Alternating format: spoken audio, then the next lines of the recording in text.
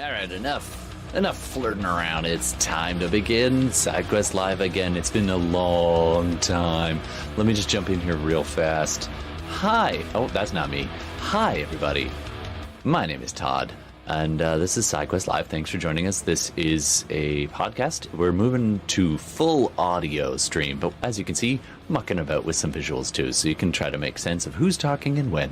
Anyway, let's dive in. I don't want to delay too long. Thanks very much. You can always find us on YouTube, Twitch, and podcast places all over the place. And that is as long as I'm going to talk. Let's throw it over to my good buddy and one of my favorite GMs in all the universe. It is, or multiverse, I should say. It is Brendan. Thank you. Yeah, let's tear it up. This is session 1 in a campaign that we started already. We had sort of a prelude session, and I'm GMing it. It's a homebrew world. It's a homebrew rule set, and it's going to have a lot of familiar stuff in it. We've got elves, we've got dwarves, we've got clockworks, we have all kinds of other races and monsters. And we're probably just going to jump right in. I will tell everybody a little bit about the backdrop for this particular campaign, and I'll tell people what happened in the first session, which is called the prelude. But maybe before I do that, we'll just go around the room and introduce who people are. Oh, I'm the GM. Ooh, hello, GM. Yeah. Bo, do you want to start us off? Let us know what you're doing. Yeah, let's do it. My name is Bo. I'm playing La Habrea, who is a wood elf and vampire, and I'm new in town looking for blood. Nice. In like multiple ways, not just like you get what I'm saying. No, but you've got a backstory, and this is going to be important for the lead-in. You're looking for somebody. Yes, I'm specifically looking for the vampire who turned me after killing, who was essentially my entire village in the my wood elf village. So he kind of gave me the chance to either die there or potentially take revenge later, and I chose the latter. And here I am several years later, getting closer to a place where I think that I can actually challenge him. And I've been brought to this. Charles brought me to this place, and I've heard some whispers that he may be nearby, or some trace of him has passed through here. Okay, and I'll talk more about the place in a little bit. So far we've followed La Habrea to this place. There is another player who can't be with us this evening. Devin is playing. Normally Devin plays really interesting weird characters. Like, he always takes the weird stuff. So for this particular campaign, basically on a dare, he is playing as a human fighter named John Normalman, and his stats, everything about him is as normal as possible, and it's actually a really compelling build. Like, he's really tough. But John Normalman is going to be sort of backstage for this session, but he'll probably crop up later. Nice. Anyway, so the setting for this campaign is a part of the Kingdom of Tiberia called Southumbria. It is a very hilly region around the Humber River. It snakes between all of these hills. And in the center of Southumbria is a hamlet called Aventail. And Aventail is a typical walled medieval city. It's not a particularly well fortified city. It is a peaceful place. They have the occasional, kobold or goblin incursion. There are rumors that in some of these very high hills there are wyverns, but people haven't seen them. And so generally the people who live in the area of Aventail are safe and prosperous. Farmers, they sort of wheelbarrow their turnips and beets and potatoes and whatnot into the market square, and then they leave again. There's an area higher up in the mountains to the north called Grundal, which is a dwarven outpost. And same thing, the dwarves come down with their coal and their iron ingots, and then they leave again.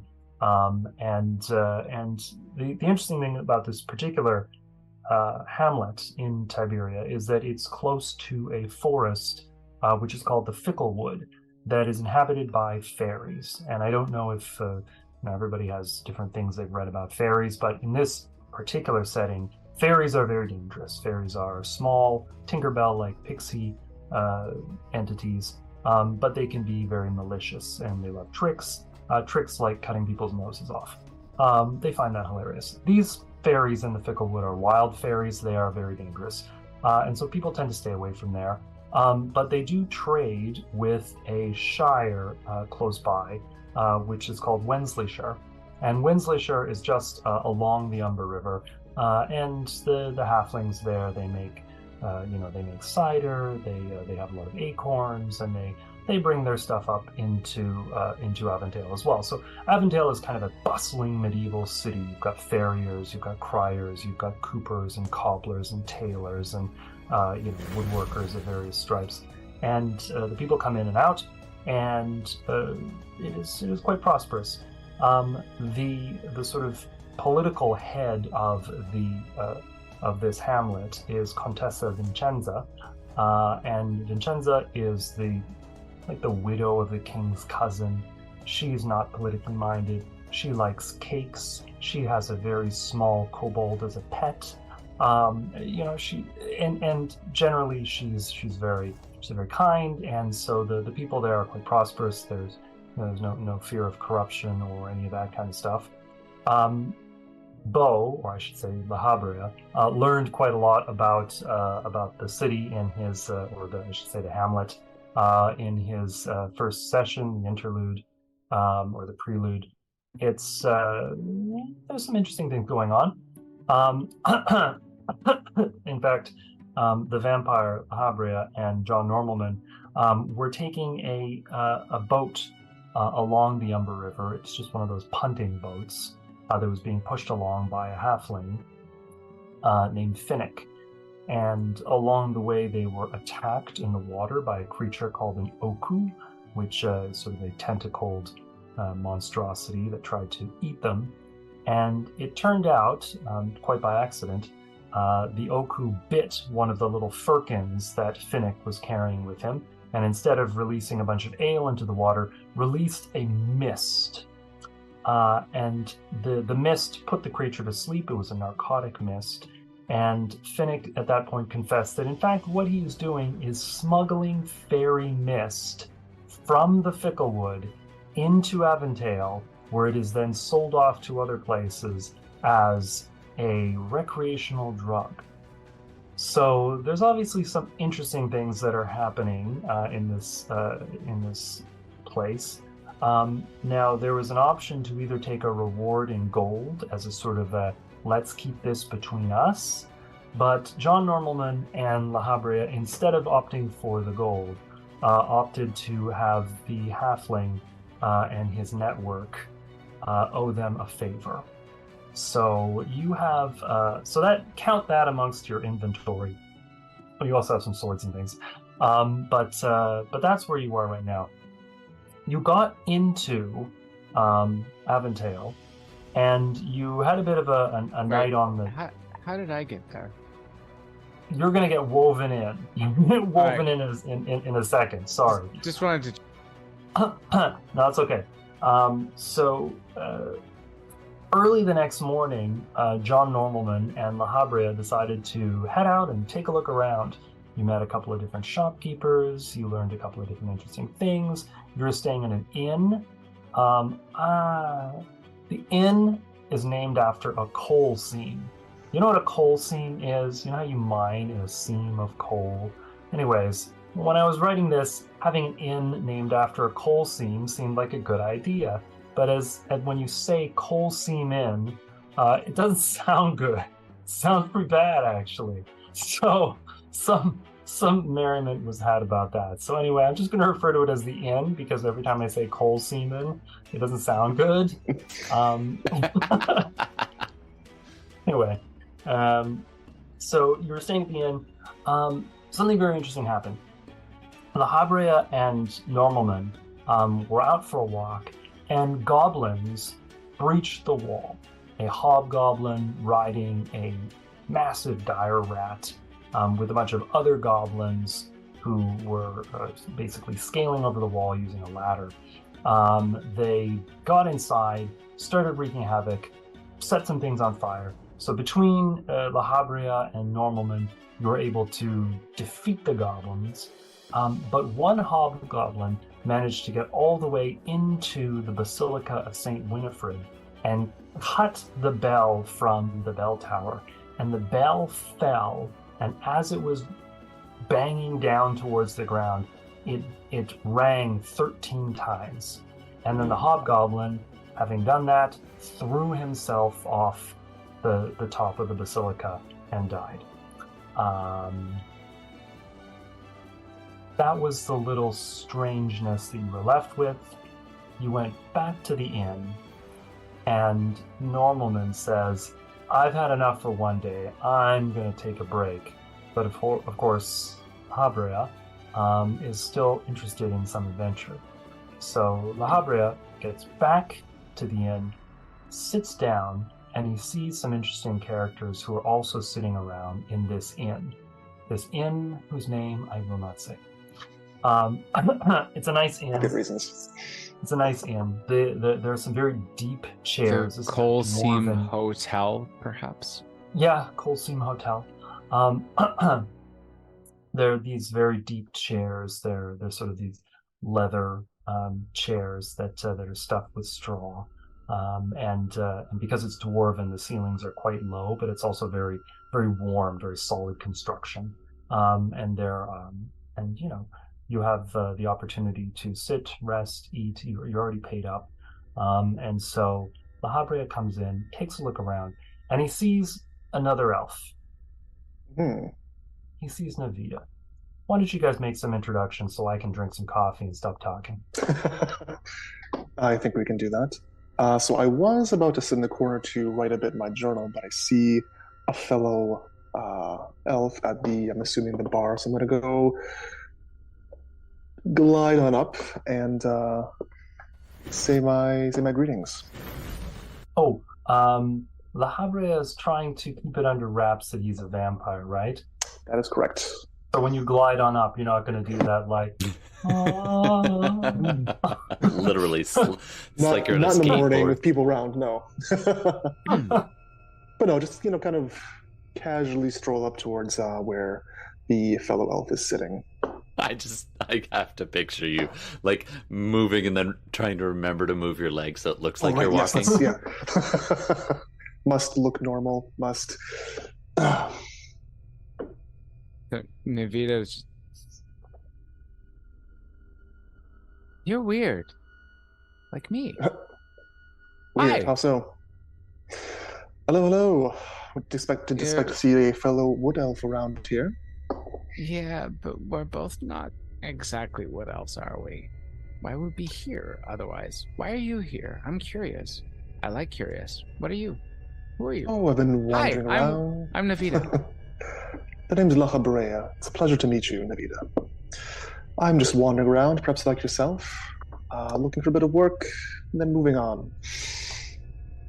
What brings you here to this wonderful town of Avondale? I wander everywhere. It just seems no place that seems fitting, Wherever I lay my head down. Why are you here? You're looking for work. What kind of work? Oh, well, I'm a scholar by trade. Air about you. Yes, I've been told that. I mean, I do have a hood over my head. I've got like a little mask on.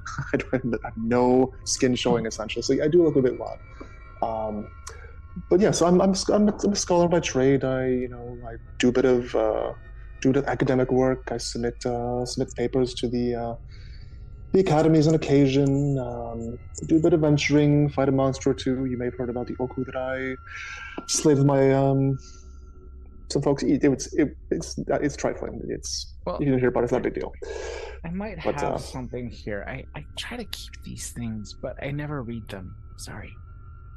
Yeah, it's nice to meet you, regardless. Oh, the pleasure's all mine. What are you having there? Just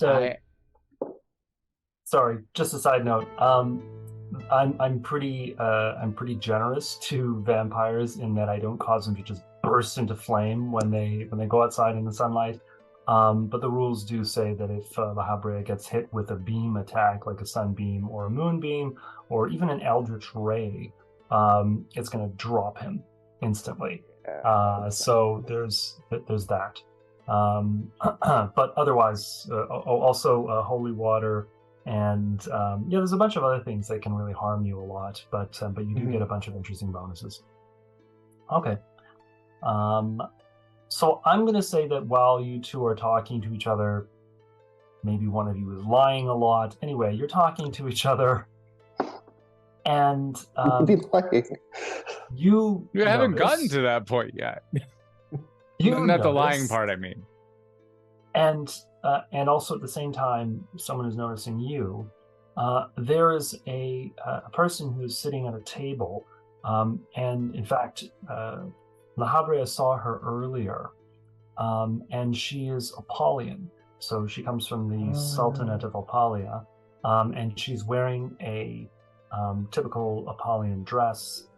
She has a huge headscarf that covers all of her hair, and also a veil that covers most of the top of her face so you can't see her eyes. And she's wearing bangles and bracelets and things like that. And she's sitting at this table. She's very striking. What you can see of her looks very striking. She is sitting there. Either of you can give me an int roll to immediately know some things about this person. Is everything a d6 plus? Yes, d6 plus your int, and Navita's int is 2. Right, because it's a custom system. Yes, 7. It's a very simplified system. So 7's not bad. 5 plus 7. 2. Yeah. Oh, okay, so 7. So you both realize immediately that this person is from Opalia. That's quite a ways to the east and south. You're surprised to see somebody here like that. And you are also aware that this person is likely a Gorgon. The custom for Gorgons, because of course if you look a Gorgon in the eye, you can be petrified. And so the custom for Gorgons is to wear this headdress to cover their snake coiffure, and also to cover their eyes. So that doesn't necessarily mean that this person is evil, just that certain precautions might need to be taken. Anyway, but this person has clearly recognized you because she sort of gestures to one of the clockworks, who rises very stiffly on well-oiled joints and walks, just pads over to you. You can feel the floorboards creaking as it comes over. It's a very heavy automaton, comes over, and in a fairly clear voice invites you over to the table. And you sit down, and the woman introduces herself as a merchant from Apolia, and she is unfortunately stuck in this place for the moment because some of the roads have become impassable, and that she is looking to have somebody help her with the stardust harvest. Yes, that's right. Habrea learned a little bit about this on his way in with the paddle boat, with the halfling. One of the things that Aventail is famous for is that once a year there is a bit of a meteor shower, and people go up in their airships to try and get as close to the meteor shower as possible, because using nets and even burlap sacks and other devices, you can try to grab fragments of moonstone and also stardust, which is quite valuable. Only happens once a year, but you can go up. And so the Apollyon woman asks you whether you would be interested in making some money or perhaps earning some favors. Well, I am a rather excitable person, and the thought of being able to touch and take stardust is very appealing to La Habrea. So I kind of eagerly say, well, of course, I'd be most delighted to assist with this. When does this take place? What do we need to do? She tells you that it takes place tonight. She has excellent spoken Tiberian, so you understand her. She has tapped R's, a little bit of an accent. She introduces herself as Yasmina Al-Kindi. And Yasmina says that ordinarily she wouldn't be in town for this occasion, but because she's stuck here, she thinks she might as well try and make the best of it. And she has chartered the use of a small airship called the Bonnie Raker. And she says, you can simply show up at the appointed time. I'll make arrangements. One of my clockworks will be there to ensure that the Bonnie Raker takes flight. You simply go up. It doesn't require any skill to operate the airship because all you're doing is going straight up. When it runs out of fuel to heat the floatstone, it will drift right back down to the ground. And whatever you get, she says you can keep half. The rest is for me. Ooh, seems like a fair deal. Any plans tonight, Navita? I had nothing else to do, so yeah, why not? Let's go. Reach for the sky. All right. So Yasmina thanks you. She also mentions the fact that if you're ever interested in purchasing some rarer goods that can't be found in a place like Tiberia, that you should come and speak to her. Not only does she have things like cardamom, anise, and silk and dates from the desert, but she has some things that would be of great use to adventurers. She does business here out of her suite at the inn, but she also has a permanent suite in the castle of Aventail Keep, where she acts as an advisor in matters of trade and commerce to Contessa Vincenza. So you can find her either here or in the keep. Excellent. This is still pretty early morning at this point, right? No, this is actually sort of afternoon because you went out early. Oh, that's right, yeah. You fought the goblins. I hope I wasn't at the bar in the morning. Even Navita is not that bad. It's not just a bar; it's also a place to eat. Because you paid for a room at the inn, and so you also get access to their it's room and board. Although the food that they offer in the morning is not great. It's just like a porridge. It's not the best porridge I've had. No. Yeah. So for this stardust collecting, where exactly do we need to go? There's a square, like out in the market, and this is a big event. A lot of people have come to take a look, to watch. Different people have come with their own airships that they're planning on sending up there. It's pretty common for the airships to be chained so that they don't drift too high. But they clear aside the market square so that these little airships can go up. Okay.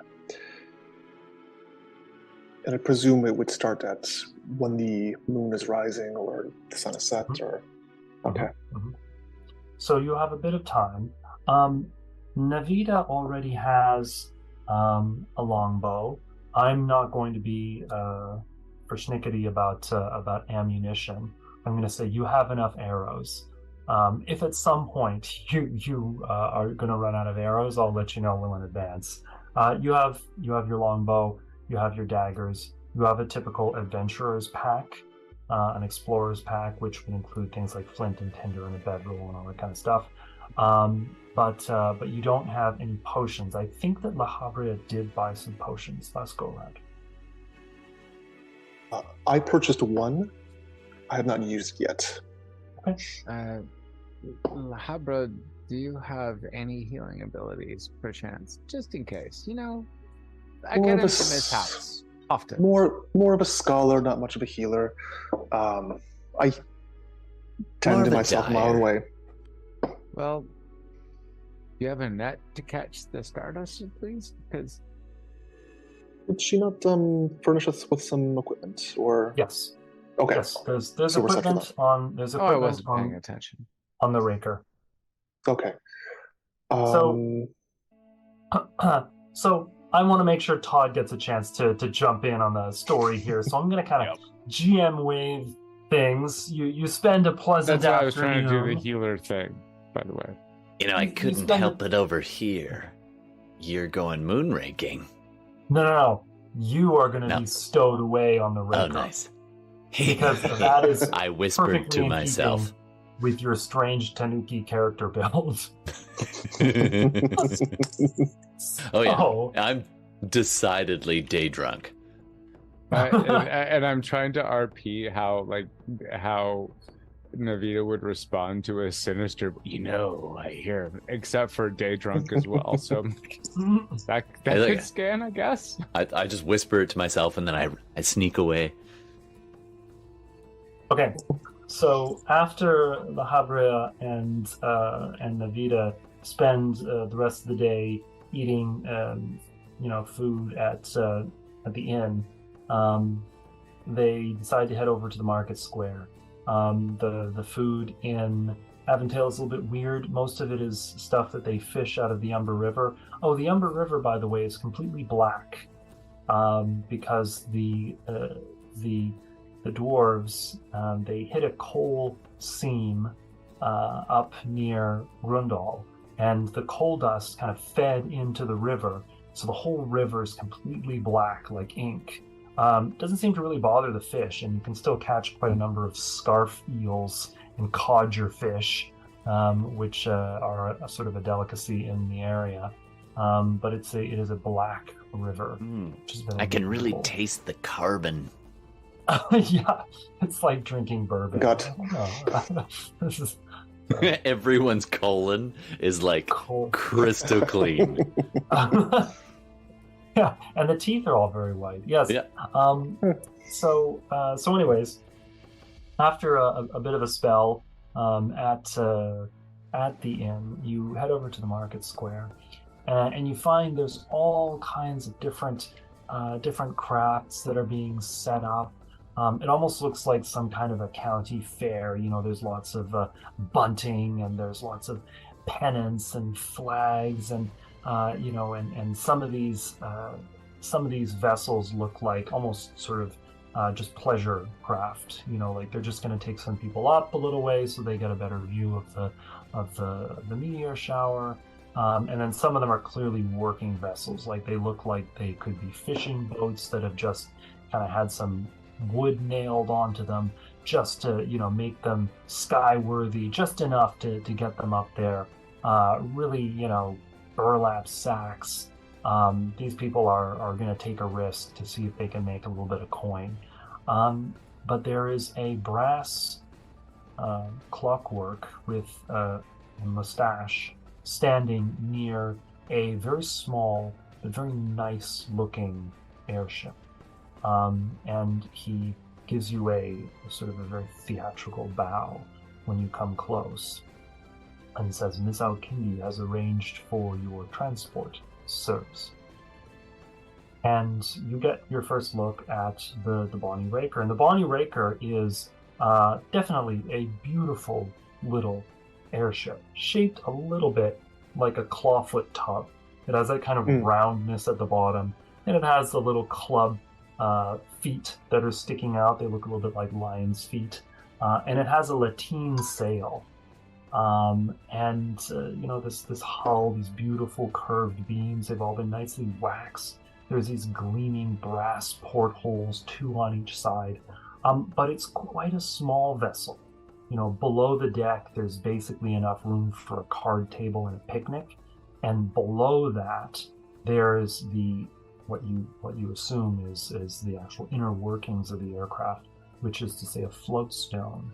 And all of you know this because it is a fairly common, valuable, but it's a common technology that if you heat up a float stone using any kind of heating or cooking oil, or coal or wood fire or whatever, if you heat up a floatstone, it will raise up a certain amount of weight. It goes straight up. As long as it's hot, it will continue to go straight up. Navita looks at this and just mutters under her breath to, ever think something sounds too good to be true? On occasion, yes. It's not, but I think this could be a nice opportunity. Oh yeah, let's find out. Just Indeed.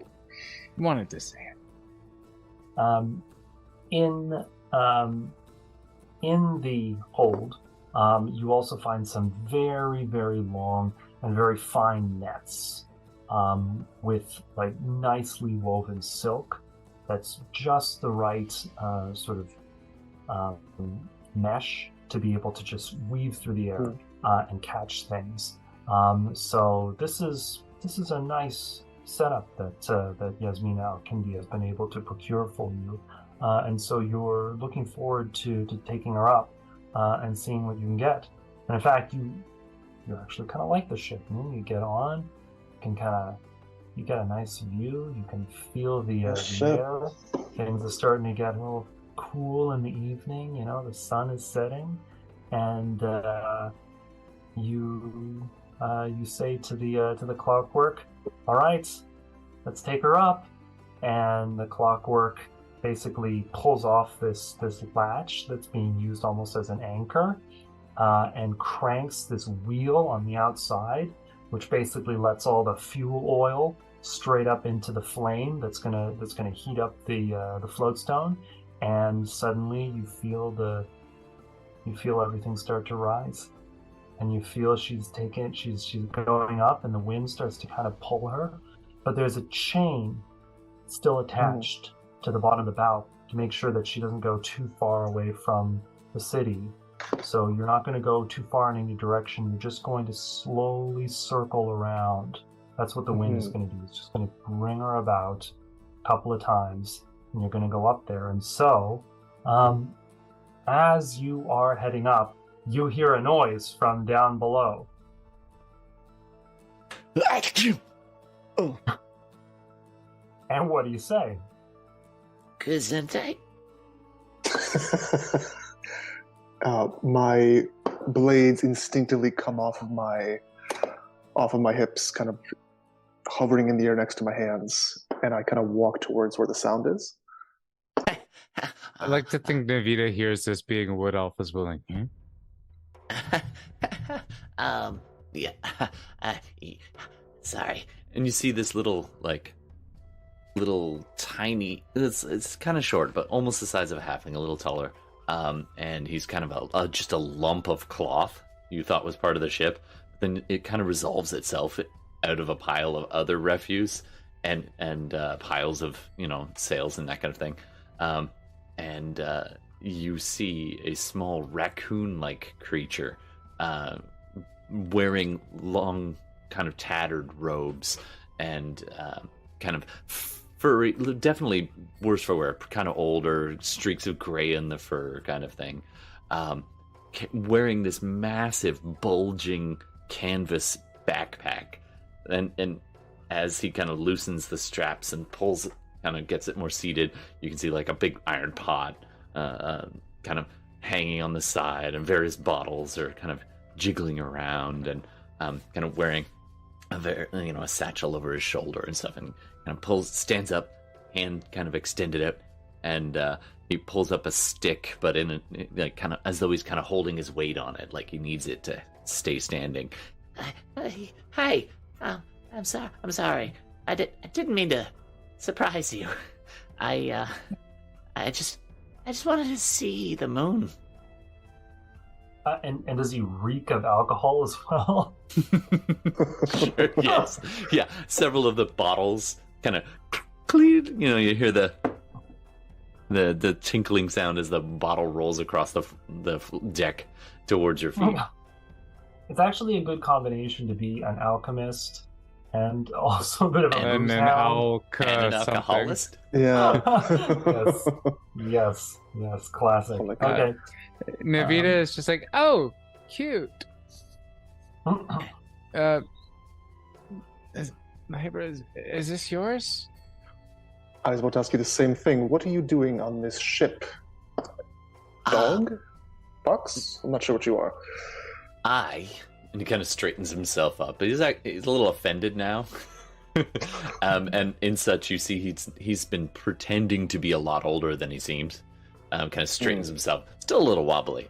And I am a tanuki, I'll have you know. And a tanuki is a strange bipedal raccoon-type creature, equal parts adorable and slightly rabid-looking, matted fur in places, a few bald patches, walks in a slight lurching motion, loaded down with large backpack, and you've already heard the rest. Would either Navita or myself have ever heard of or seen a tanuki before? Roll int. I'm thinking not, but 7. No. 6. Nope. Okay. In the rediscovered world, there are things that no one has seen before. You know, it's most of the residents of a place like Aventail would know about gnomes and dwarves and elves. Orcs, they would know about dwarves, of course. Everybody knows a dwarf. Halflings, of course. Hey, I'm not racist. My friend's a dwarf. Exactly. But some of the other things like jackalopes and like satyrs and vampires, lugaroos and tanukis. Not everyone is going to have seen these things. Okay. I feel that tracks with Navita. I feel like Navita is the sort of person that has like never really been, just wanders out of the forest to get stuff and find curiosity and then just runs back into it afterward, typically. Goes out looking for adventure and camps on the inside. So you guys have never seen a tanuki or heard of a tanuki, but at the same time, you know that there are things that you've not seen or heard of before. Right, of course. He kind of pulls his hood on his robe. He's got a big, deep hood. He kind of tries to pull it up like he's suddenly a bit self-conscious. But you can definitely see the whiskered snout sticking out from underneath. So while I had been quite angry is perhaps the wrong word, but a bit more menacing looking, my hood down, my eyes had kind of flashed red as I heard the noise. Swords are up. As I hear that it's a tanuki, something I've never really heard of before, the swords kind of go back, and I pull out a little book, and I start sketching what I see in front of me. Tanuki said, "Please tell me more about yourself. How did you get here? Where are you from? What are you doing on this ship?" And I just sketch furiously away. If you keep those pointy things away from me, I'll tell you all about it. Swords away, I'm all ears. Well, I'm glad you asked. On a beautiful night such as this, I'm gonna roll for drunk. See how drunk I am and see how much I give away. I think that's a con roll. Fair. 1d6, right? Do you have any bonus? I have to a your plus con? 1. All right, so 1d6 plus 1. Oh, sorry, plus 2. Plus 2. I rolled a 2. When he's trying to roll con to determine whether he's drunk. How drunk? Fail a pass? Yeah, no, it's a how drunk type of thing. Yeah. So I want to succeed. If I roll low, I'm really chattery.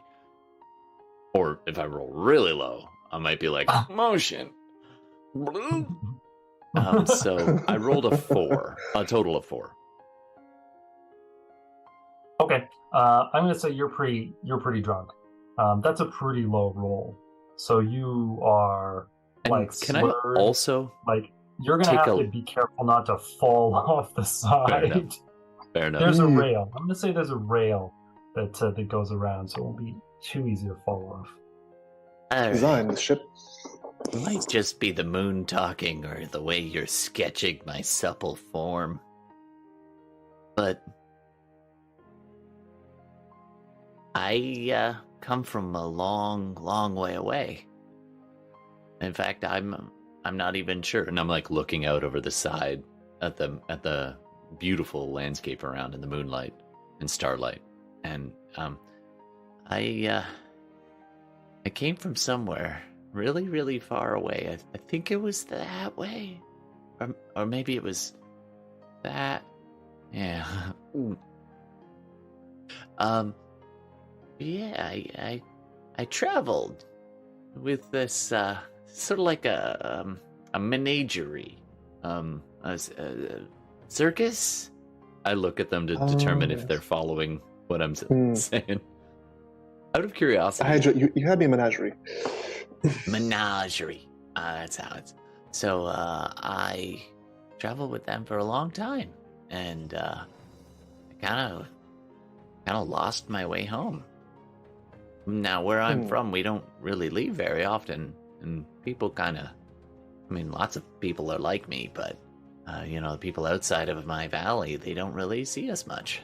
So I guess you could say I was a bit of a sideshow.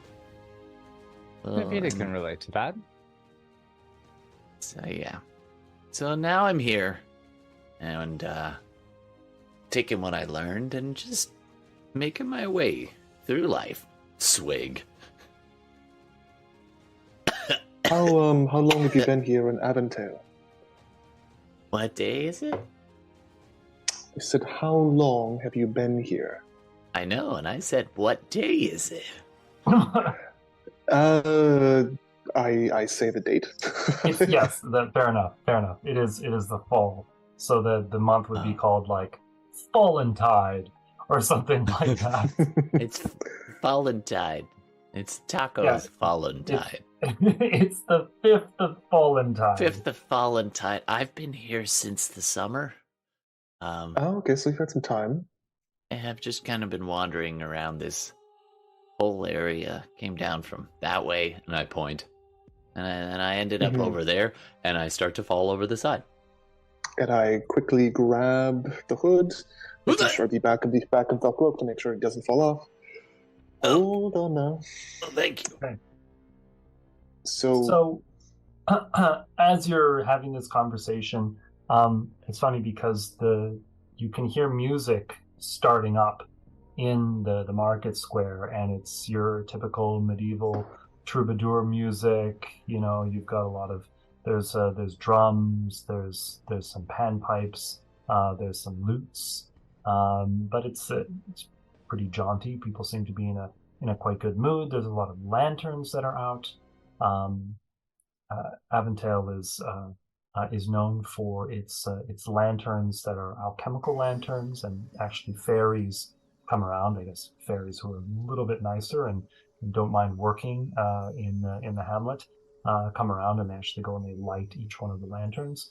And so the hamlet is actually sort of nicely lit up, and looking down, you can see the parapets of the two tallest buildings. One is of course the keep in the very center, and next to it is the Basilica of Saint Winifred. And you're looking down and you're seeing this, and you're also seeing the lanterns and the candlelight of the various aircraft that are coming up next to you, alongside you, sort of slightly above you or slightly below. And many of them have what would probably be described as dilettantes or even tourists on them, people who are sort of clapping and just laughing, and they're toasting with nice nice goblets and things like that. And they're not really here for the haul.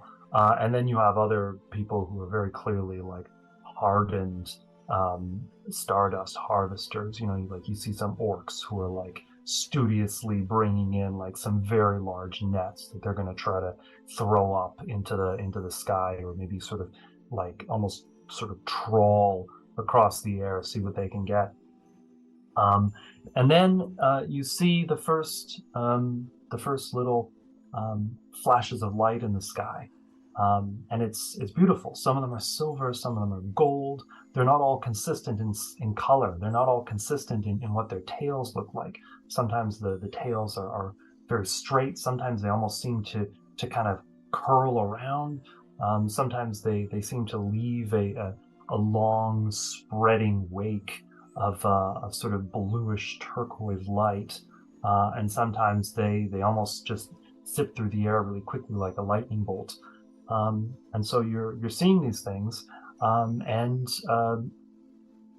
you're starting to see people in some of the other aircraft reaching out with their nets. People are leaning sort of a little bit dangerously over the side and trying to net whatever they can catch. And you see a couple of things just sort of whiz right by your ship, almost like just fireflies, just kind of going whoosh, right past. And so, why don't you head up to the edge? There are 3 nets, and you guys can see what you want to catch. Why don't you give me your turn order? Sure. I'm going to say, just based on where you are on my screen, we'll start with La Habrea. What is the name of the clever Tanuki alchemist who has just joined the party? Oh, sorry. My name is Elroy. I should probably introduce myself It's a before pleasure I to fall meet to you, my Elroy. death. The name is La Habrea. La Habrea. Pleasure to meet you. Do I notice There's all anything mine. odd about him at a glance, or just, I guess in the dark, probably not. Strikingly handsome, tall. Nothing out of the You ordinary, are no. exceptionally tall. Yeah. For a Kind wolf, of yeah. an eerie thing about you, yeah. To try to net Stardust and fragments of Moonstone, all you're doing is giving me a Dex plus so D6 plus Dex roll, and then we'll see what you catch. All right, so I will attempt first. Well, okay. 7. Right. Okay. That is a hit, for lack of a better word. Roll 2d6 to figure out what you got. I have played too much Dungeons and Dragons, because when you said 7, I braced myself, like, I puckered up. I was like, oh shit, this is going to be real bad. I was like, This oh is wait, kinda no. hard. In this system, 7's not too bad at all. Yeah. 9. Huh? 9. Okay. So you look in and you find 9 little glowing bits. They're tiny, like none of them is bigger than a blueberry, but they're glowing. And you can very swiftly, just because of the way that the net is shaped, like it's not very deep, you can just sort of knock it, and those things will fall down into the hold. Excellent. And that's my turn. Okay. Elroy, you want to give it a shot? Yes, I do. I grab a net, and then I'm pretty smart. Like, I know I'm a fool, but I'm pretty intelligent. That's kind of my main stat. I'm gonna look around before I do this. Are there any ropes? Yes. There are various ropes that have just been tied off so that the mainsail is just sort of held in place. Okay. I think that probably the Clockworks weren't intending for you to sort of cut loose and sail away, hence the chain down at the bottom. Yeah, there are ropes around. Okay, I'm gonna if I can find one with sufficient length, I'm just gonna loop it around myself and like tie it off, having almost fallen to my doom. I don't know which one. I just pick randomly. Yeah. And you'll tie a Windsor knot, a figure 8, slip knot. I'm gonna do the one where it's like the bunny goes through the hole, up around the tree, and then back down the hole. Perfect. And then an extra loop just in case. Well, remind me, how many bits of Stardust did you catch? I got 4? 9. Oh, you got 9. Okay. Yeah. All right. Okay. Elroy, go ahead. All right. Once I'm tied on, I will grab a net or my stick thing, and I'll just take a swing. Okay. Oh! I rolled a 6. So a 6 is a crit. So that means your success, which is 2d6, you're going to roll maximum on 1 dice. So roll a d6, and you get plus 6 to that. Nice. 5. Okay. And so you look into your net, And you actually have one nice big fragment of moonstone and also a little piece of stardust. Whoa. It's beautiful. I'm gonna try to pocket that. Navita, do you want to give it a shot? Yeah, so I crit when I rolled first, and I thought I was rolling with La Habria, and obviously I want to keep it. But if you want me to re-roll it, I will. No, you can keep that. That's your crit. So roll a d6. Okay, I crit again, but I also still think that that's just kind of weird. So I'm gonna re-roll because it just seems weird. This is the way when you're rolling a and d6, then I got a critting is 1. not that unusual. That's the thing. When you roll a d6, like critting and fumbling isn't that unusual. It's so gonna happen. It's gonna happen. I'm gonna say that you got 2 pieces of stardust and 1 moonstone fragment. Okay. All right, we don't have Jay to track our stuff. Okay. I gotta write this down now, don't I? Looking around, you 2 can hear. moonstone and what? Pardon? You said 2 moonstone and was that? No, 1 moonstone and 2 stardust. 1 moonstone, 2 stardust. Thank you. I'm keeping track. Oh, sorry. See, I got glowing bits. Is that stardust?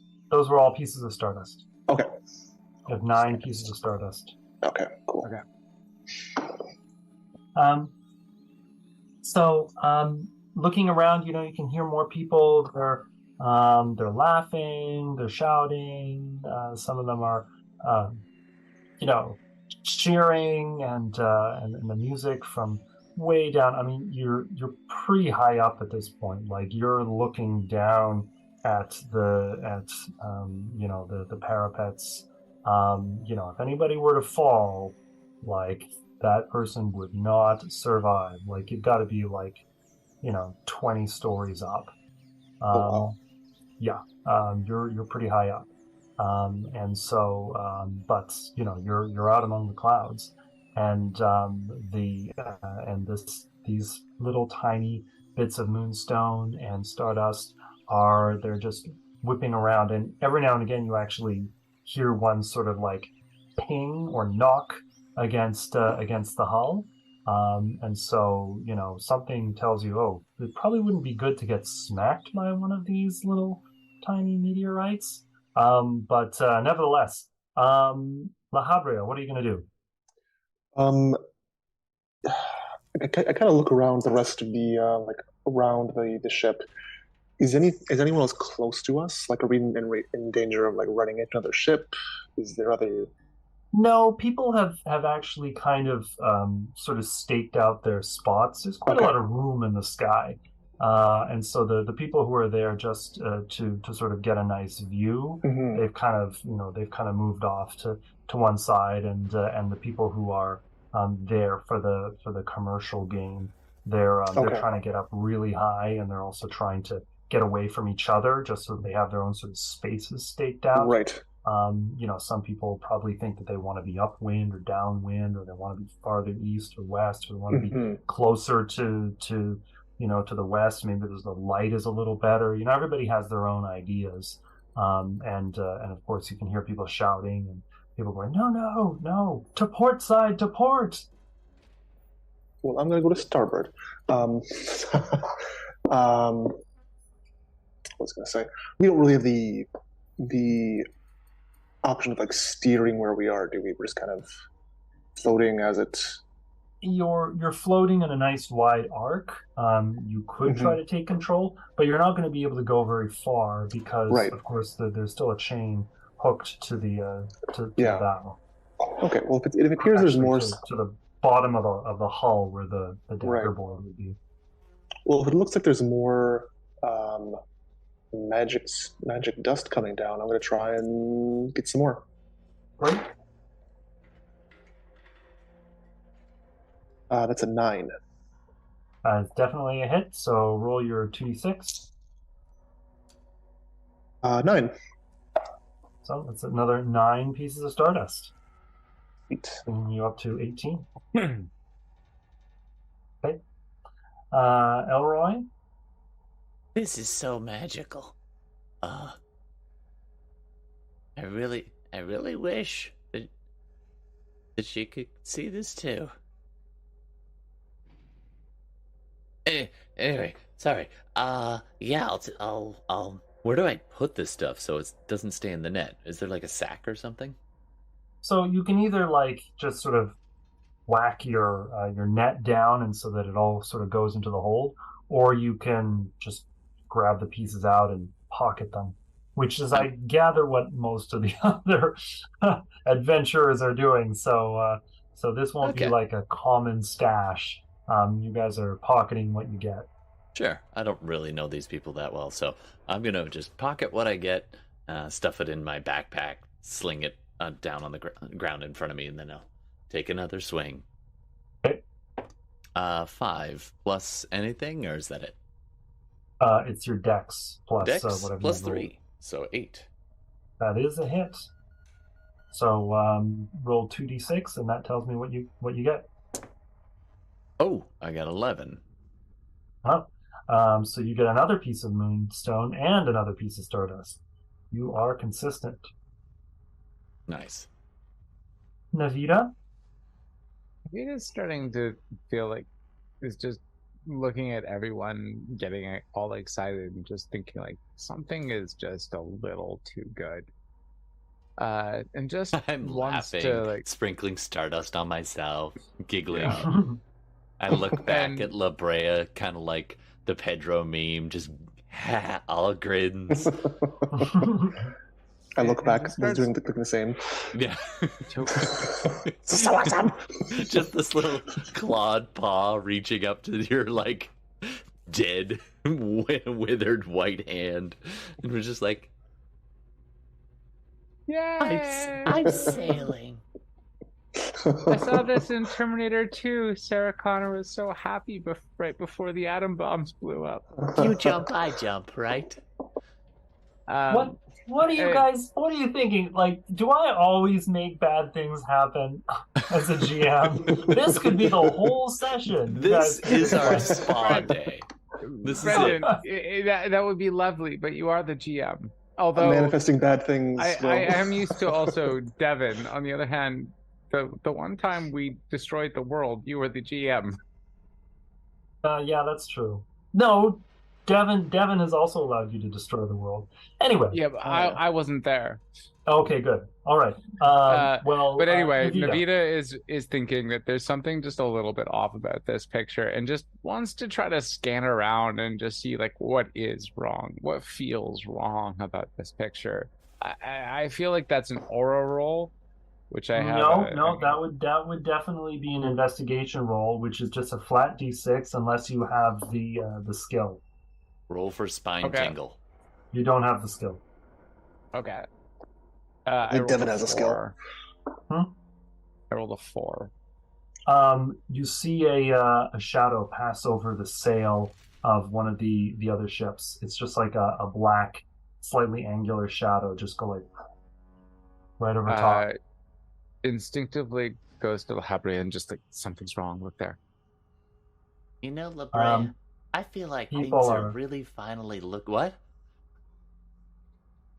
People are laughing. There's now they've got some halfling accordions playing, which are they're not very sophisticated accordions, but they're playing and they're dancing like some jigs down in the market square, and it's Was that an action for me to notice that, or was that a minor?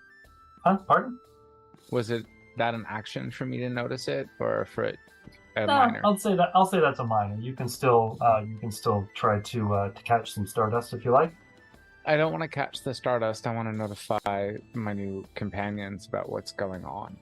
Oh, okay. No, absolutely. You can tell them that you saw a fast-moving shadow. Will I be able to point their attention to it beforehand? It's gone. It's gone Okay, by the well- time you try. Okay. Well, I guess I lost that turn. That seems fair. All right, let's go. And you can hear the beat of a drum, and there's some flutes and things But playing down. Also, but can we put in a good? Yeah, that seems sufficiently jaunty. But anyway, go ahead. Can we say that I use that action to actually inform both of my compatriots that Yes, there is something definitely wrong? there's something wrong. Something's Actually, wrong. Todd, we probably don't need the music. Okay, I've turned it off.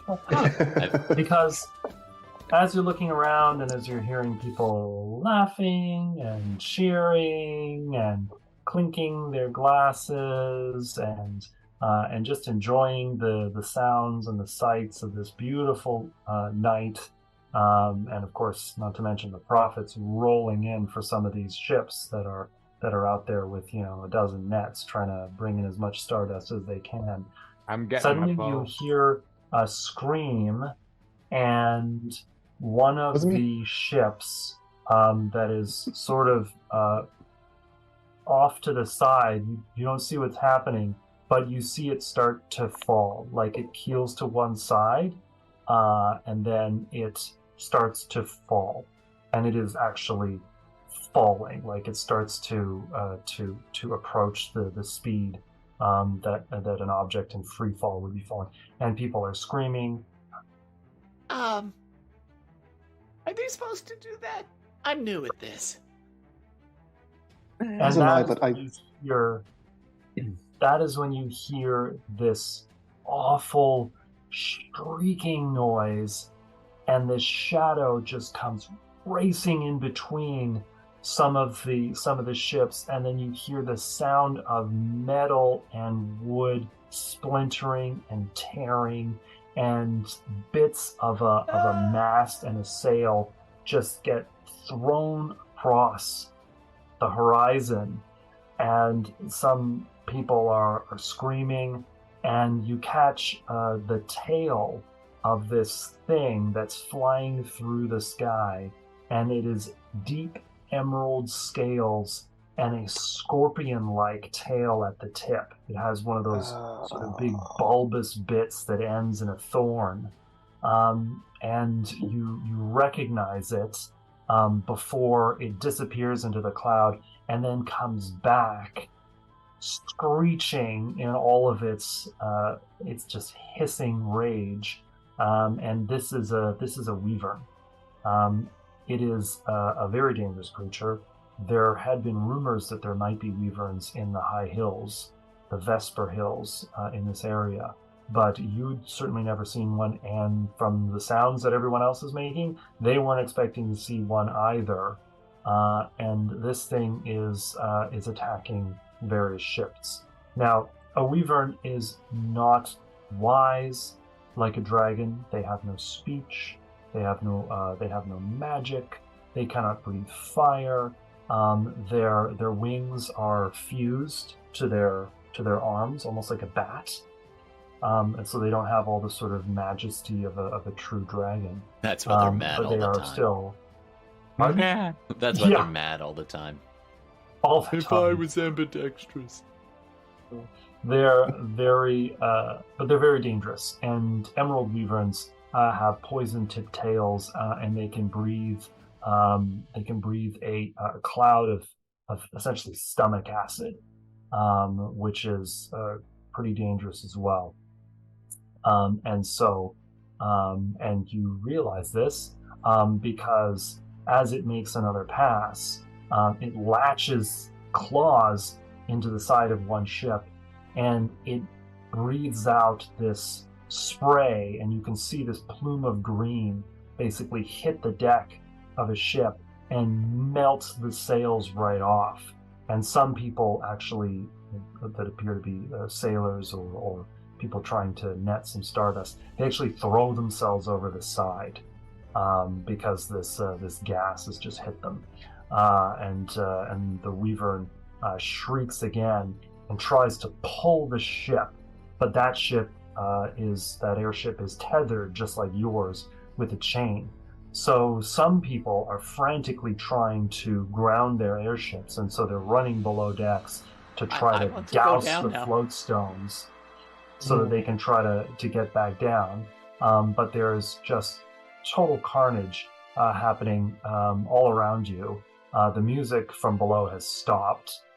If you glance down, you'll see Except that the that ship one is guy. actually falling. Yeah, I'm sure there's one guy. He's probably a satyr. Still going. Squeeze bug. What are you gonna do? So, La Habrea, top of the round. What are you doing? How big is the creature? It's not the size of a dragon. It couldn't eat you in 2 bites. But it's big. I mean, it's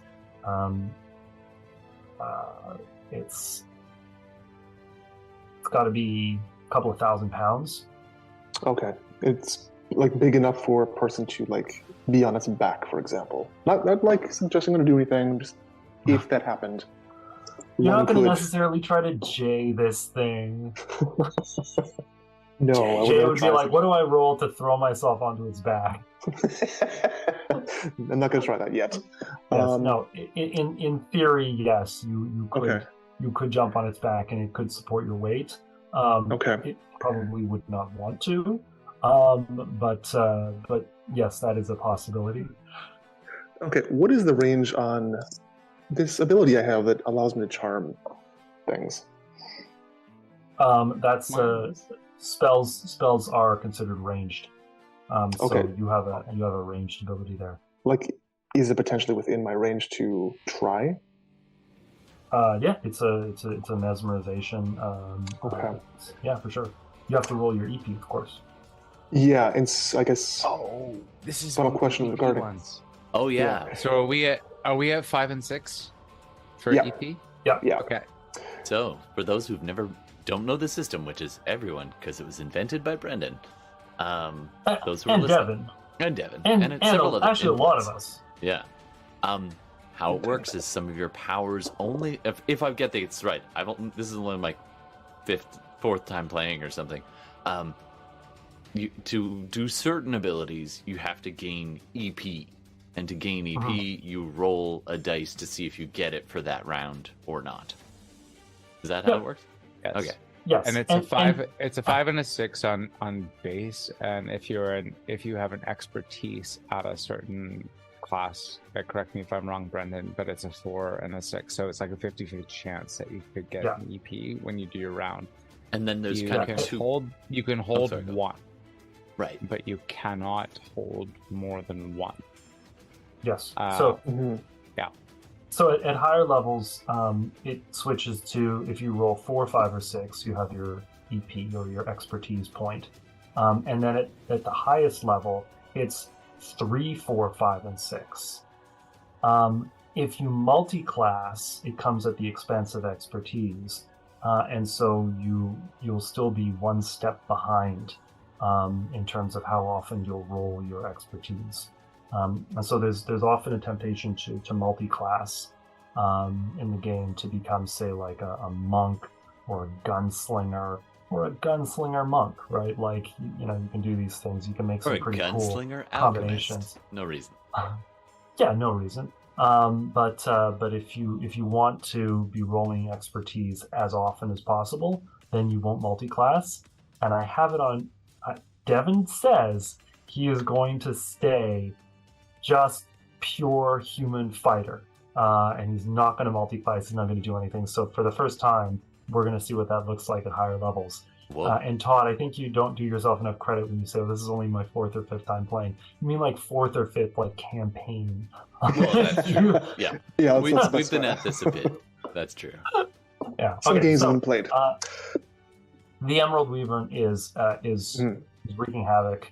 What are you doing? Okay, so I'm going to see if I roll my expertise in the first place, which I do not, so it's kind of a moot point. I have no ranged attacks, so I can't do anything with that. How far away is it? Right now, it's like a football field away. Okay, so does it appear that it's taken notice of us in particular? Not you in particular. Okay. Are there any... So there's the chain that's holding the ship kind of in place. Is there any other kind of, like, chains up top, aside from, like, I know there's some rope, but nothing long enough to really... No, there's a rope, there's a sail. I mean, you wouldn't be able to, like, try to lasso it from this distance, if that's what you're thinking. Okay. Dust me. I'm kidding. Don't do I that. feel...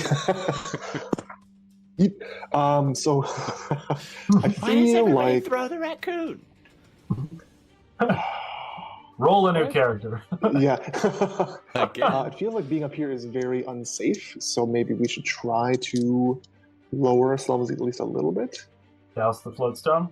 Yeah. But why? Well, based on Can what's we happening use this to the ship as a weapon? We can fly, we can maneuver, can't we? If we're here, is this just like a lead balloon here that like we want to sink in, or can it actually maneuver if cut loose? my understanding You can- it's pretty minimally. Is my You understanding. can maneuver. You're not like the whole ship is almost the same size as the Wyvern. Is it and- agile? Does it move fast if cut loose? Is it tethered, or is it just like here we're just kind of up here to grab stuff? Yeah, more the latter. None of you Okay. are master sailors either. I so definitely not. All right, guys. Okay. Here's the plan. We're gonna cut loose, and we're gonna steal this goddamn airship. But we're just gonna go up and Kind of not. a heist. That's just me being lippy. we You don't just have solved. to take it as a real plan. Like in character. Well, I'm just being that's kind of what mouthy. I was thinking of, but then we found out it was a lead balloon. Right. Well, I mean, you could certainly try to cut the chain and fly away. I mean, Yasmina Al-Kindi might not feel that was a fair don't- shake as We're far as her saving deal with the her is ship. concerned. Yeah. Well, I have no range attacks, so I'm actually gonna hold my action in case maybe someone also draws the wyvern through like shooting it or something. Sure. You could try shouting at it, the way you would to like, I don't know, distract a T-Rex or something. Just saying. Okay, let's move on to Elroy. Elroy, what are you going to do? You've got some range attacks, I believe. I'm gonna be digging through my side satchel and like pulling at my bandolier, which is just kind of tucked under my cloak. I'm like, okay, not that one. No, that one's for my birthday. Yeah, and I almost drop it. I'm like, and I need to roll EP to see if I actually have it here, like ready to go. They're unlabeled, you see. I rolled a 2. I've got just the thing. Whoa! And it flies over the side. Somewhere down in the village below, the glass breaks, and this noxious green stench bomb goes off and like clears out an entire inn. Okay then. I think maybe we're in trouble up here. I think I have a thrown weapons. Yes. And I think I have a sling with some stones. Yes. I'm gonna look at either of the other two and be like, you know how to use this? And then try to like offer it to them, which is on the end of my stick. It's like a Y shape at the top with like a sling kind of attached to it, almost like a slingshot, but it's not rubbery. You have to like whip it around and then release at the right time. So whatever, I'll just sling a stone at them. It's so I roll a d6 plus my dex, right? Yes. Okay. That's a critical fail. Okay. Get away from here, you giant lizard! Whoa! And my sling shot goes flying, I'm guessing. No, you managed to keep it aboard, but that is definitely a miss. All right, Navita. What is Navita going to do? Rolling for EP 5. So I have an EP. I want to use that to do Hunter's Mark to focus Okay. on this wyvern during the encounter. Okay, and So that allows with- me +1 to hit that foe and +1 to defense against that foe. that's right. So yeah, is that like the action? That's a minor. That just happened, right? Okay. Yeah, that's a minor. You've just marked that thing as your target, and now you can take a shot. You've got the longbow. Okay, longbow. Here we go. Which thank God. is I've got the don't. I've rolled 3 6s. I rolled 2 6s and a 5. What's the likelihood that next roll? I mean, I It's just gonna be- rolled like critical fumble and a 2. Which, by the Okay. way, is the perfect beginning for this character. I would have it no Well, I other rolled way. a 4, so yay. So that's a 4d6 plus 4 plus 1. But you rolled a 4. Yeah, sorry. Yeah, my bad. That's 4 plus 5 plus 1. Hey. 4 plus 5 plus 1 is 10. That's a hit. What's your damage? Damage is it's I think a D10. Wait, that's daggers. I'm trying to find the one for longbow. A D10 plus 5 sharp damage. Mhm. That is 8 plus 5. So 13. Dang. So basically you just pull back because this thing is a football field away, and you lose. Can I RP this when I forget your name, your character's name when you drop the Elroy. Elroy is about to drop it, and catches it, and I got this, and then catches the sling and aims it. And that's probably the one good thing I'll do before I get distracted, because I cannot be this lucky. Whoa. I'm worried. Elves. The arrow just flies across. Basically, he's probably going to have to go past one airship, or maybe even 2 airships that are kind of sort of spiraling or trying to come about or trying to land. And it whips past them, and it nails the Weaver in the side, just above the hip. And even despite the scales, because it's got really tough scales, this thing's got defense 10. It turns its head, it sweeps its head on its long neck, and then it's in the air, just kind of pulls its whole body straight to follow the head as it starts swooping over towards you, and it's hissing, and you can see streaks of this green smoke just pulling away from its mouth as it's flying. Yeah, sorry guys, I made it angry. I do that sometimes. Okay. It is going to be within pretty close range next round, but not until the end of this round. La Habrea, are you going to do anything with your action, or are you just going to... I can't... Got any fire stuff? That would be great. Nope. I'm a scholarly gentleman, so I do no such things. No, okay. I'm just gonna, look out stern and port and shout nautical terms that I don't understand. Okay. Just so you know, the Bonnie Raker has HP and defense. It is not very high, but nevertheless, it does have HP and defense, and it may be targeted. If the Bonnie Raker takes too much damage, you will fall from the sky. Okay, so maybe I was wrong and that we should try to lower ourselves. But it's just as an archer, you always want the high ground. I say this as we're just about to get demolished. Never better than high ground. Well, you still have your action. Do you want to look sternly, or do you want to cut the... Do you want to douse the thing and sink us? So, something I do as a GM. You don't have much time here. No, well, both still had an action. Do you want to sink us or no? Well, based on what we've seen people do as they notice the wyvern, how fast does it descend? Do these things descend? Well, if you want to do a controlled descent, where you sort of slowly reduce the heat of the floatstone, then you can descend slowly. Right. But if you just if you pour cold water on it and completely get rid of any of the fire and heat source, you can drop pretty fast. Okay. Pretty dangerous. Yeah.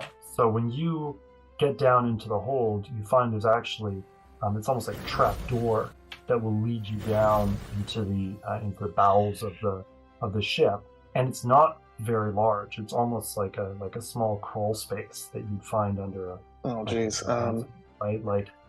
And there's a chunk of floatstone. It's almost shaped like a big tile, not a perfect square. and then beneath it you have a mechanism that looks actually quite beautiful. It's almost as if there are 4 oil lamps that are all sort of feeding a tall blue flame right underneath the floatstone, and the oil lamps are each attached to a larger sort of like a big brass reservoir. So they're all sort of attached, and there's just sort of like a pipe feeding to each one, and most of the pipes have spigots on them, so you could probably turn them off or reduce the amount of lamp oil going into this contraption. But you'd have to be careful, and that would certainly take your action if that's what you're going to try to do, try to like lower the ship from the sky. There's another option too, which is you notice that they're not fully cranked, so you could crank them to full and the airship would pull up. Yeah, that's true. That could be fun. It could be interesting. Well, now that we have its attention, evidently. At least if we go up when everyone else is going down, we'll draw it away from everyone. But as long as we can kill it, then that's a good thing. It takes them away from damaging everybody else. Yeah, I think it'd be good to draw it away by going up. So I'm gonna plus it sounds turn up some of the oil lamps. Okay. Not like crank to the full extent, but enough so that I would estimate we're going up as opposed to just staying. Okay. So you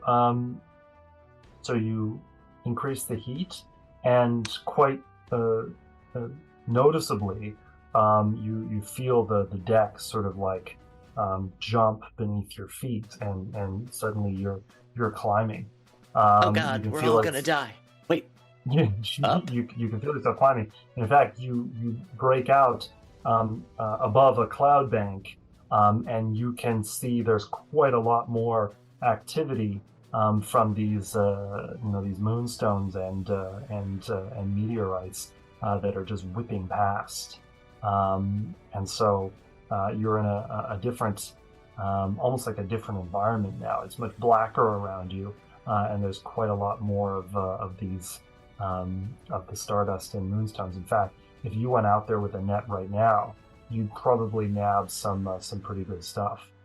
So keep that in mind.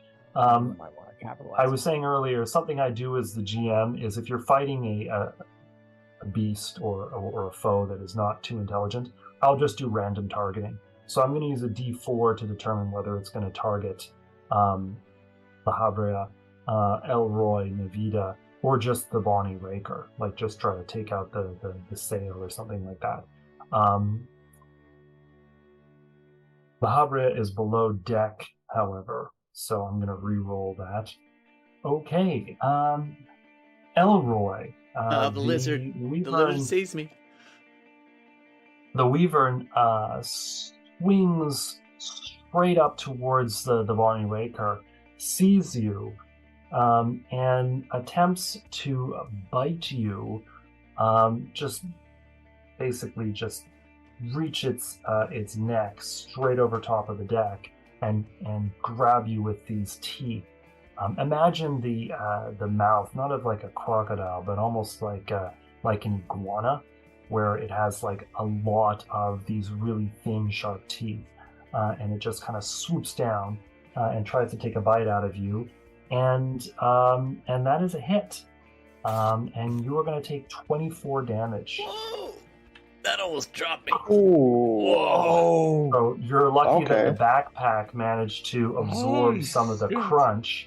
But definitely you could hear some bones breaking. That's my favorite leg.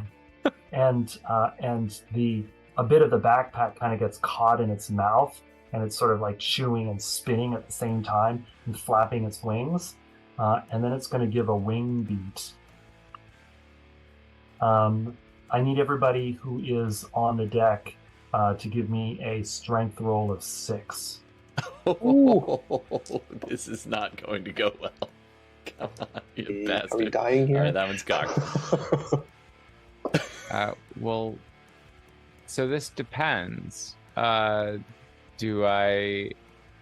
Oh, wait, no. I rolled a 4. I got a 6. Never mind. Yeah. Elroy? Yeah, that's a natural But one. incidentally, just in case I roll, lower no. next time, with this +1, does that affect? No, it only affects No, it affects defense. and well, it And to affects and to hit. Yeah, okay. So, so this wing beat, as it's sort of spitting out this backpack and getting the burlap and the leather out of its teeth, and it just snaps its wings forward, and the gust of air causes the whole Bonnie to kind of like tilt, and you roll down on the deck, and Navita was able to sort of resist the gust of wind, but Elroy, being a wounded little Tanuki, is kind of blasted Let me to go, the other side of lizard. the deck. Well, don't let me go, Yeah. lizard. Doesn't get blown off, but now the Wyvern is sort of flapping its wings and circling the Bonnie Raker, and at that moment, I'm going to say La Havre gets back up onto the deck. What are you going to do? PCs go. How close is it now? It is in close enough range. I'm going to say that you could attack it with, you could target it with melee attacks. Like you basically have to run up to like it swooped in and it bit. Okay. It bit Elroy, so you could run up to sort of the edge of the deck, Right. and using your, Wait, your keep in mind also, Elroy just took like a pantload of damage. Wait, can you heal 24 hit points? In the I don't know. I'm just wondering because like it's a matter of like, is it sunk cost fallacy? Trust me, that's the nature of my day to day. To heal Elroy or versus attack the Wyvern. So while the elf ponders this logically, Elroy is laying there on the thing, being like, "Reattach Help him, me! dear God, Help me!" reattach him." Yeah, we'll get to you. Okay, what are you gonna do? Could I toss the potion that I have to Elroy, and then attack? Yeah. Yeah, so I'll You do can that. actually douse Elroy with the potion. Dousing and quaffing is a minor. Right. Think about it. So I toss the healing potion right at Elroy's face, or I guess wherever they were. Leg. Go for the Leg at the leg. Going for the leg. Healing potion that we got was, I forget how much it healed. I think it's 2d4 plus. Oh wait, Yeah, it that's tonic or right. Potion. Yeah, it's 2d4 plus. 2d4 plus 4. Wait, Yep. so do any of us have potions, or is it? No. How was it? That was the only one. Oh, this is gonna be interesting. Yeah. But Elroy can make potions. theoretically? I have. If I get EP, I can pull Okay. out some potions and do some healing. But Cool. I do have to hit that EP roll. Okay, so that's my minor, and I'm going to kind of. Now I am gonna glide, looking real cool like, and Oh. pew pew. Wait, stab, not pew pew. But yeah. So one is a crit, and the other is a 8. 8 is not a hit, but a crit is. Okay, so that is. Need a different dice. It's just max damage for the crit, right? For the Yep, dice. max on 1 dice. So it is 1 dice. So D8, so that's 8 plus 4, 12. 12 damage. Okay, so do you want to describe what you've done? You haven't killed it, just so you know, but No, I'm not even anywhere close. I know. So wyverns don't have. They just have the wings. They don't actually have arms, right? well, the wings are sort of like attached. It's to like the arm is. bottom Yeah, of the it's arms. okay. So where did Navita hit it? An arrow. You can see the fletching Side. just sticking out of the back of the hip. Okay. I'm gonna try to stab close to that actually. So I kind of glide forward and tink, and then kind of plunge the rapier into the near that hip. That's weird. He's not actually stepping on the deck. He's just sliding along it like he's on a skateboard. Heelys, man. Heelys. And that's my turn. Okay, that brings us to Elroy. What are you going to do? Sorry, how much did I heal? I wasn't writing it down. D4 plus 4. 2. Oh, should I roll that? Oh, sorry. 2d4. Yeah, I think so. I gotta dig out a 4. Hold on a sec. So in the meantime, I'm gonna see. That should stop. I got a 3 for the EP, so I don't have that. Alright, let me see. I'm gonna attempt to turn that off. Hold on. Where's the D4? I thought this was only a D6 system. Oh no, for healing and damage, you roll. I rolled a 3. So what was it? D4 plus? 2d4 plus 4. Oh, okay. 3 and a 1. That's my luck. And 8. Okay, so total of 8. All right, that's a little better. I kind It's of reattached. scramble back a little bit, still kind of laying there, fumbling from. Can't quite reach my satchel filled with potions. I'm going to grab the satchel, just the handle. I can't dig into it, and I'm going to scurry in the way that only a raccoon can down the hold and inside, and then suddenly be like, whoa, as I see all the machinery, and this is like an alchemist's wet dream down here. You actually hear him say that. What in blazes? Don't forget, one of the Tanuki's inherent powers is if you do roll EP, you can also turn yourself to stone. It's true. Oh, yeah. Yeah, but even stone shatters if you go from this height. Yeah, well, yeah. If the whole thing falls, then yeah, you guys are pretty wiped. So okay, I'm gonna go down and see what I can do about maneuvering this thing, and hopefully I'll get an EP next time. I'm gonna try to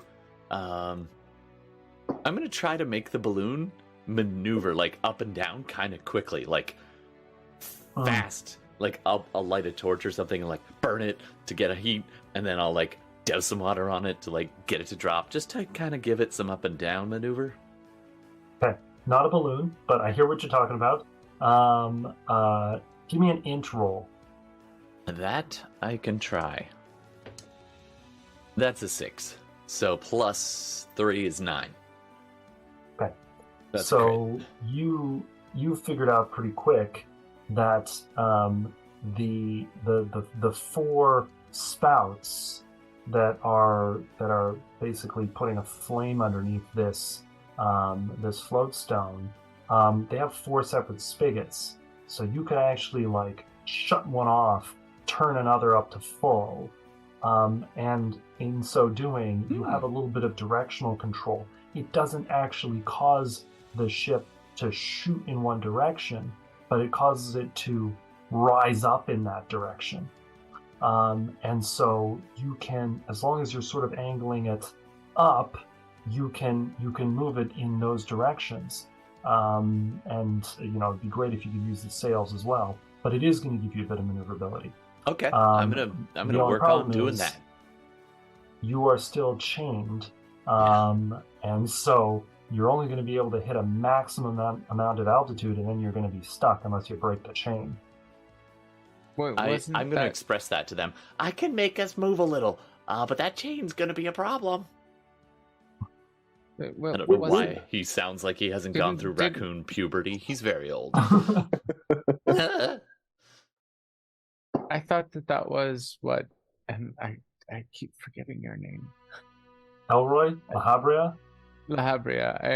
I thought that's what La Habria did the first round. I turned up the heat a bit, not much. I clean one of. Okay. I'm actually gonna dig out my little wire brushes and like clean the spout a little bit on each of these. Ooh, that's hot.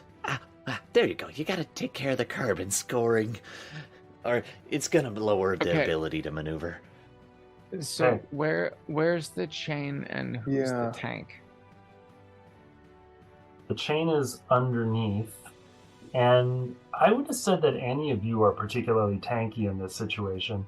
Yeah. Really, Except for Normalman is your tank. Normalman, Yeah. who's got like the mace and the shield and the heavy armor. Okay, Just so just who for fun. here? Cut to Normalman. What is he doing on this fine fifth He's of... sleeping. Is Oh, he here? He's just relaxing down in the end, just like hands behind his head on a pillow. Like, I did some good work today.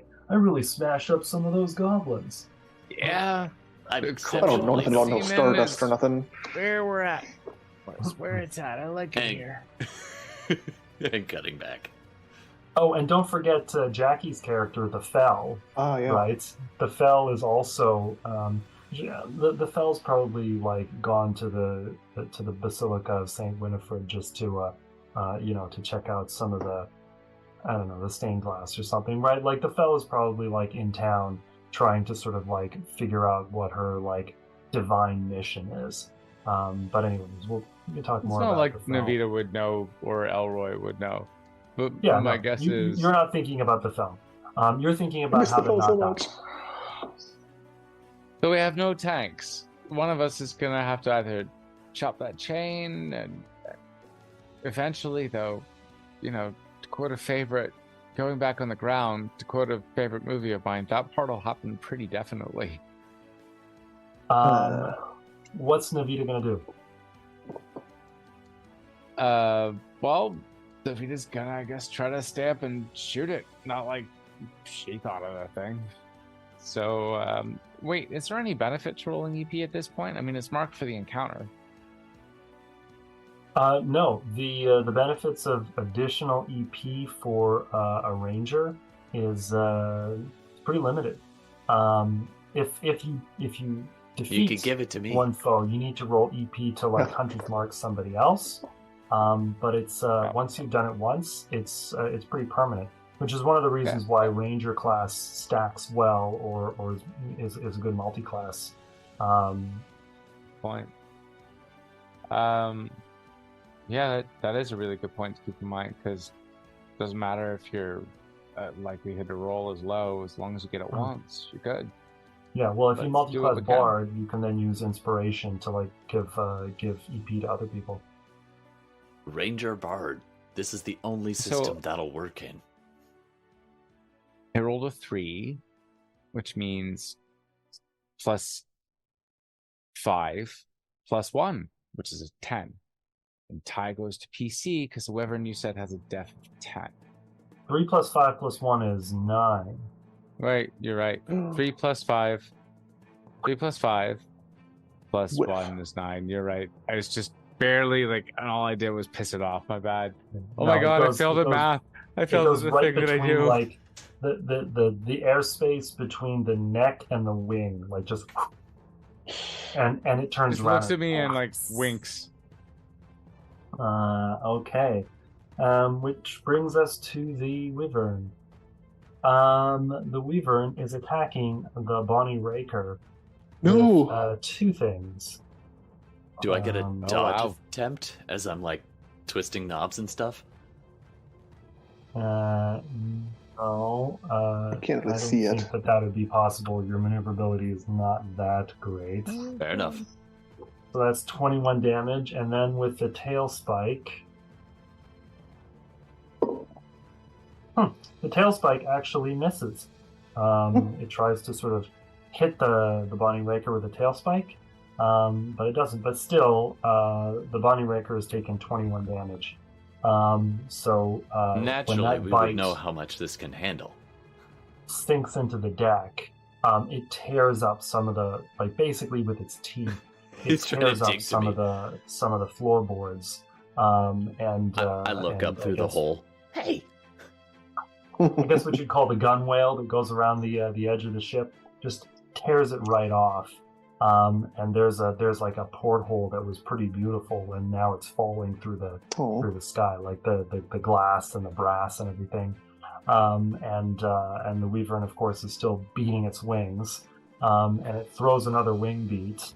Everybody needs to roll, and that means everybody, including Oh, actually, 'cause no, I'm- if you're below deck, you don't have to. But everybody on deck has to roll strength 5, or you're going to be blasted onto your butts. Guaranteed. 6. Okay. You both resisted? Yep. So you resist the buffeting wind. Just to state, this time my math isn't that bad. It was 4 + 2. Okay. And that brings us to the top of the round. The Habria, what are you going to do? You're going to try and use the net, gather some more stardust. There's lots of nice stardust and moonstone fragments around. So that would track with my character's motivations, but you guys just keep on doing what you're doing. I'm going to catch some more dust. Maybe not dying again for you. Or yeah, got EP. So drain it dry. In the previous encounter with a goblin, I was able to, even though I couldn't attack, it did something weird. So maybe I'm going to try and do the same thing here. So I'm actually going to try and charm the wyvern. So that is a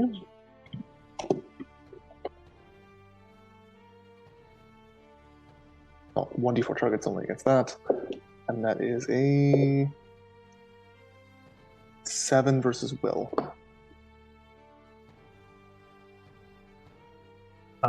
You managed to charm or mesmerize the wyvern, and you can cause it to attack something else. So you could cause it to attack one of the other ships or something like that. You can't make it bite its own tail, but you can cause it to sort of like expend some Can of I its cause charm. it to attack the chain that's binding us? Yes, you could do that. That's what it's going to do. Okay, so you do the. I wasn't doing vampire table talk. I was doing table 9. So you do the vampire thing. Bite the chain. I don't know how you do it. So are we doing Christopher Well, Lee it's just- vampire list? It's like my eyes kind of flash, and then that intent goes into the wyvern's mind. Yeah, and the wyvern's Must bite flash chain. as well. And you see it spin so quickly that like one wing just dips, and then that scorpion tail is suddenly whipping in the air, and its head has disappeared, and you hear a chomp and a clinkle clinkle, and the chain has basically been severed by this And we're chomp. off. And that has also taken away one of the wyvern's action points for the next round. And so, you are now able to drift up at an angle at any direction you want, but you're going to be going up, as in higher and higher. Or I can turn it off and descend, and then kind of up. The chain has been descend, broken. Hop. Yeah, descend, it's a little. hop. It's super It's slow. a bit of a zigzaggy course, but okay. So Elroy, Navita it mutters is to your herself, turn. like, well, Navi, you wanted new. I'm gonna bring us. I kind of want to bring us down. What do you think? Down? What do we want? Down? Up? Well, we definitely caught its No! attention, so we don't want to go up. That's for sure. Down it is. Hang on. What the hell? I'm gonna douse it. Oh, I can relight Could have this, gone right? down before. It's lamp oil. I mean, you But could I'm pour gonna go water on it. down on like an angle. So it's like jet it up for a bit and then cut the engines and like coast. And then I'll be ready with my tinderbox, ready to like try to spark it back up again. Oh, Interesting. okay. Navita tries to like gauge like what it's gonna happen and just tries to get on the back to kind of be on the rear hoping position to fire backward. Aim it for the river. Like, so we'll get kind of towards the river above it. Or maybe like the a forest, Hudson but thing? river's better. Yeah. Yeah, Hudson. That's me. Okay, I'm all sorry. right. Give me an int roll. Not terrible. That's a total of 6. Okay, it's all right. I was going to be pretty punitive if your int roll was way lower than the complexity of what you're trying to attempt. But okay, all right. So you're pulling away from this wyvern, and that brings us to Navita. Oh, can I roll int again just to see if I get it? Oh, I didn't do that at the beginning, so I'll do it now.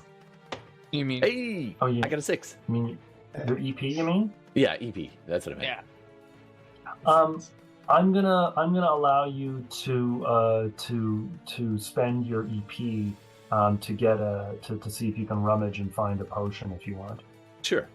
I'm gonna rummage. Do I roll for that? I think as an alchemist, or do I pick? I know how to create a number of concoctions. I think you pick. All right, I'm going to. I'm gonna. Yeah, I've got it in my head. Do you want me to tell you, or should I keep it a secret? Oh, tell me. Tell us all. Okay. I'm gonna grab a revitalizing concoction. Ooh. Okay. Just in case. Yes. Purple, and I put it in my mouth, like holding it like holding a dagger, but in my mouth, it like corks to one side, just so it's handy, so I can be using my hands on the tinderbox and the nozzles and stuff. Okay. Nadia, what's going on? David is like, well, sounds like you're having fun, and rolls another 3, which is a 9, as we clearly established beforehand. Yep. So no. No, whiff. Okay, so because the ship is flying away from the Wyvern, basically trying to use evasive maneuvers, the Wyvern is not getting as many action points because it's having to spend its energy flying after you, basically pursuing you. That's what it's doing. Every time you bank up by increasing the heat under the floatstone, it's flapping hard to get up, and every time you cut the heat or douse any of the flames, and you're basically in a controlled descent, the Wyvern is doing the same thing. It's just opening its wings and bleeding the air out and sort of dive bombing down towards you. And it's in one of these dive bombs that I'm going to try to roll the Wyvern's EP to see if it gets its breath attack. No. We gotta take it up. Oh, it no. does. Oh no. So everybody on the deck, if you have a shield, you can roll your strength to shield yourself from this breath attack. Neither of you have shields, so you're going to have to roll a Dex 7 to get out of the way. Oh, that's Oh easy. man. 9. 11. I crit. Damn. So basically, you guys both have to dive in opposite directions and just hold on to the edge of the aircraft or the airship as this Wyvern dives bomb past and just belches a cloud of boiling gas that dissipates only because you are way up high. There's wind and you're moving, but it blasts the deck, and anything that was still on the deck, any of the sacks or blankets or sail or rope or any of that kind of stuff that was laying around the deck, it sizzles. It sizzles into into just carbon Bits of wood are raining down on me. I'm like, I didn't want a convertible. Okay, but that's the only thing that the Wyvern can do this round. So we're right back at the top. La Habrea. We gotta take it up. As it is passing, I'm going to say that you get an opportunity to do a close attack. Okay, so no EP, so I actually must attack. Oh, dang. That's 2 crits, man. Oh, and basically the only thing that's going to be in range is the thing's tail, because as it's doing its flyby, you dodge the breath, and then you pull yourself right back up. And what are you going to do? So essentially, kind of get out of the way, and my rapiers kind of shoot up into the tail, trying to pierce it from both sides. Oh, and so that is 24 damage.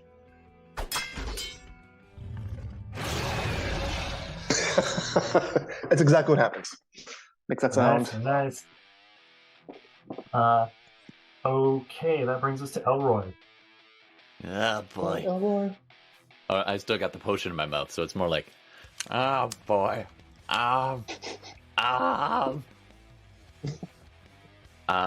Take us up. Up? Oh, take us Yeah, up. take us up because if we go up, then the wyvern has to like expend its energy to try to get up. Whereas if we go down, it can dive bomb. I'm gonna keep maneuvering. Oh, and you know what? Roll. I'm gonna call up to Will, what's your character's name again? Navita.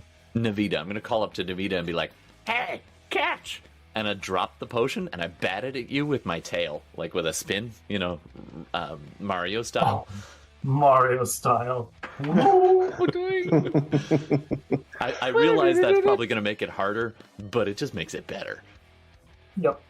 All right, so I'm passing you this revitalizing concoction. I hope you catch it. I catch and then I can press select to bring it down. Yes. Well, do I need to roll anything? No, It depends no, whether that it's was- Super that Mario was cool. I'm gonna assume that you can always do that with your tail. Yeah. I will never ask you. I will never ask you for a dex roll. Why would I do that? It would discourage you from doing that. It's all Okay, about so- the tail bonk. Yes, that is now canon. There we Okay. All right. So we've had Lahabria's turn with the double crit piercing attack. We've had Elroy with the tail slap. Navita, what are you going to do now that the wyvern is actually now out of rapier range, but it is flown off, and it's obviously going to turn around and make another pass. What are you going to do? I'm gonna try to shoot it. Shoot her! Shoot her! You're good. No, I did not. I Oh, might have yes. even shot my foot. Oh, No. Crit How fail. dare you? How does that work when I have a +1 and a mark? At least maybe did I not shoot my foot? no, you didn't shoot your foot, and I'm not going to do that So thing either, where you're like still holding the arrow, but the bow has kind of gone overboard for no reason. So I like to think that I was going to shoot, and that's when Elroy kicked it up. I'm like, yeah, Yeah, nice. damn. Yeah. Keep up, Skinny. Okay. So the wyvern Warn me next time. But this is fun. So the wyvern is pissed off, comes back. I am gonna try to roll. Ooh, I rolled I'm getting good at rolling EP. Oh no. Stop being good at that. rolling EP. That's thing. I said fun for me. I give it might be our this last is thing. cool. So when you say it's fun, Elroy shoots Navita It's the fun. Pedro look. Okay. The the wyvern, as it flies close again, basically this tail, almost in a pendulum motion, just swings up and hits the Bonnie Raker right up underneath the keel. Oh, not in the gruntle. and breaks through, and so Elroy actually sees the spiked tail break through, and poison actually shoots out of the tail into the hold. Doesn't get on you, but you can imagine how bad it would be if any of that poison actually hit like a living thing. It's okay. Back in the and menagerie, we had a guy. Never mind. It punches a hole in the Bonnie Raker. Just so you guys know, the Bonnie Raker is at about half of its durability. I was going This to ask. thing Yeah. will Buddy. not float on water, okay? It's still airborne, but it would not float in water. So we Aiming need for to land. kill this thing or die. I guess that was the same state, but it sounds like we need to kill it quicker. So And we need to. in this particular occasion, the Wyvern is also going to breathe its breath attack onto the deck again. So it's the same thing. Dex 7 rolls for both Navita and Lahabre. 9. Done. Who rolled 7? No one. Oh, I thought you said. Well, I made it. Yeah, 10. I mean, I did Yeah. it. Ty goes to PC, but the ship is targeted this time as well. So that We need to is drop. Hang on. He just set up. It's a 2d12 plus 10, by the way, just so you know how much that would hurt if you got hit with it. Holy smokes! That could even almost kind of hurt me. Show off. You bipedal So bastard. Oh, bipedal. I'm only barely bipedal. I lost a Tien's lot. just realizing that we're dead. I Yeah. think. By the way, the listeners, that happens a lot in this game. Like, there is no plot armor. No, the Bonnie Raker still has like 46 HP. Like, you could, Okay. Ooh. you know. We're good. Okay, so that takes us to the top of the round. Now, the Wyvern is within striking distance. Okay. Like, it is Do it. flapping. Its tail is basically smashed into the ship. And so if La Habrea wanted to go out and try and stab it in the chest, Yeah. you would be in Please, range. someone that's not just me try to hit it. What? I've been hitting like 3 times in a row. Yeah, you guys been doing okay. True. You guys have been doing good. Stop Fair enough. arguing, My bad. start stabbing. Actually, I've been missing every time. My bad. What was I gonna say? How does it look? Huh? Is it like It is not bloodied. okay? Oh, goody. And pretty much anything that had been on deck is been turned Gone. to Sludge. Oh, yeah. Okay. So I did get EP. Where are we in relation to the other ships? Like we just way out. You're like above and Okay. beyond. Like, you're pretty far out. There's You don't nothing reckon- nearby. Like beneath you, you can see, like, it's dark. But you Yeah. can see like the rise of the hills and then part of the snaking of the Black River Umber. But like, Right. you don't have time to kind of like try to mental map what's beneath you. You could be Yeah. right about the Ficklewood for all you know. You got a friggin' Wyvern who's like literally breathing on you. Yeah. You've got big problems. Yeah. Well, I showed down to Elroy that we need to lower and lower fast because I don't think we could take another hit and still be in the air. Roger that. Hold on to and- your butts. We obviously can't go for the water, as we heard. We will not float. Well, we can swim. I can swim. I guess swim. As has been proven multiple times. Well, if it's a dex Yeah, roll, I can swim. But you would hit this water from like maybe like 50 stories up. Yeah, so we're gonna Oh, As opposed to what the ground. we'll jump it. We'll jump at exactly the right time. It's gonna look very cool. It'll be like an elevator. You jump, and that's what saves. you. Exactly. Yeah. Yep. Exactly. I I did don't get suppose we EP. have parachutes, ropes, or maybe on the way down we could like attach something. You to look this over river and see then the let it- sludge. I'm I got just EP. wondering. So we cut the chain. That chain is still Oh, partially it's gone. into this It's ship, gone. right? No. well, the It's Wyvern gone. like bit it, so like there might be like a couple of feet beneath Oh. the ship that's kind of dangling like some useless monkey tail. Oh, I see. Okay. Okay, so But- nothing. No It'd connection. be to awfully ground. cool if we could attach the wyvern to the ship on its catastrophic plummet if we have to go down with it ever. I got EP. Not gonna use it because there's nothing for it to attack. I'm gonna attack it. And it's a 10 to hit it. Hit? No, that's what I need to get. Yeah. Those are not it. Those are not it. So you're Ding, like, ding. can't I'm quite sure reach, glad we right? have you warrior types up there. I said I'm a scholar. Okay. I read Alright. books. And I just got here. Throw the book Now- at him. Elroy, give me an int roll. That's 7. You've got still probably the tanks are about half full. and they're filled with lamp oil. So if you wanted to like rig this thing to explode, you absolutely could, if you were so inclined. I just wanted to interject with that piece of information. Now, What would you like I to am do? inclined, but maybe not at like 700 feet. Roughly how high up are we? Like 700 feet?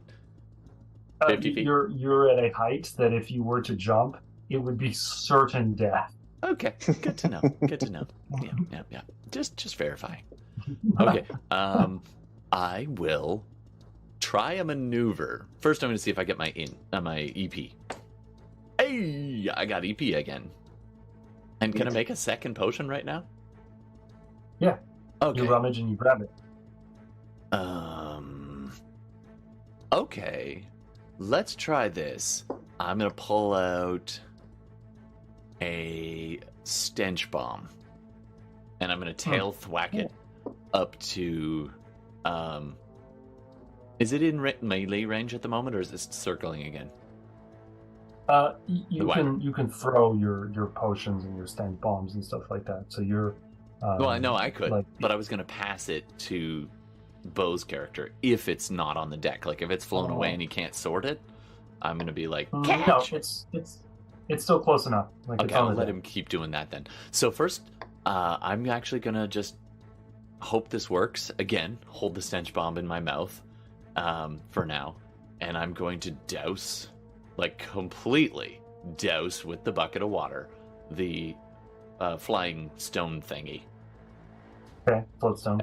Yeah, but I'm going to immediately turn around and like start lighting, getting ready to spark it back up again. The idea is I want to fall, and then at the last second, like, catch us before we go splat. Okay. And is that my whole turn, or can I do something with this stench bomb? Are you throwing the stench bomb like at the wyvern, or are you throwing it like to someone? I was going to throw it to someone. Okay. I'm going to throw it to Bo's character, La Brea. Yeah. Hey, catch! And I'll do the tail smack again. Yep. You Okay. don't have to use it, and then I'm dousing. It'll be an action for La Brea to huck that. At least you get options. Okay. Navita? Alright, let's try again. Maybe I could hit something this time. Do it up. Finally, a 4, Hmm. which is a 10, which is a tie goes to PC. So, got it? How much damage? That is a D10 plus 5.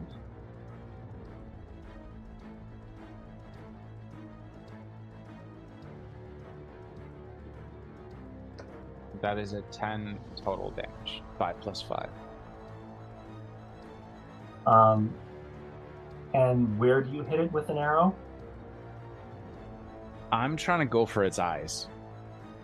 Always go for I'm always going for the face, typically. Well, I'll say that you managed to get it in the face, not in the eye, but like under the eye, and it's enough to sort of like hit it and distract it for a second, and then it turns and it's like,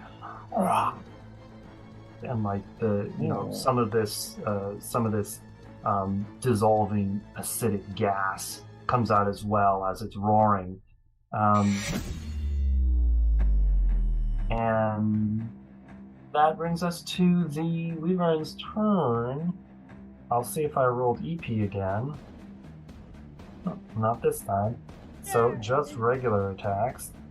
So I'm going to do a bite attack and a tail spike. Okay. There's a crit with the tail spike.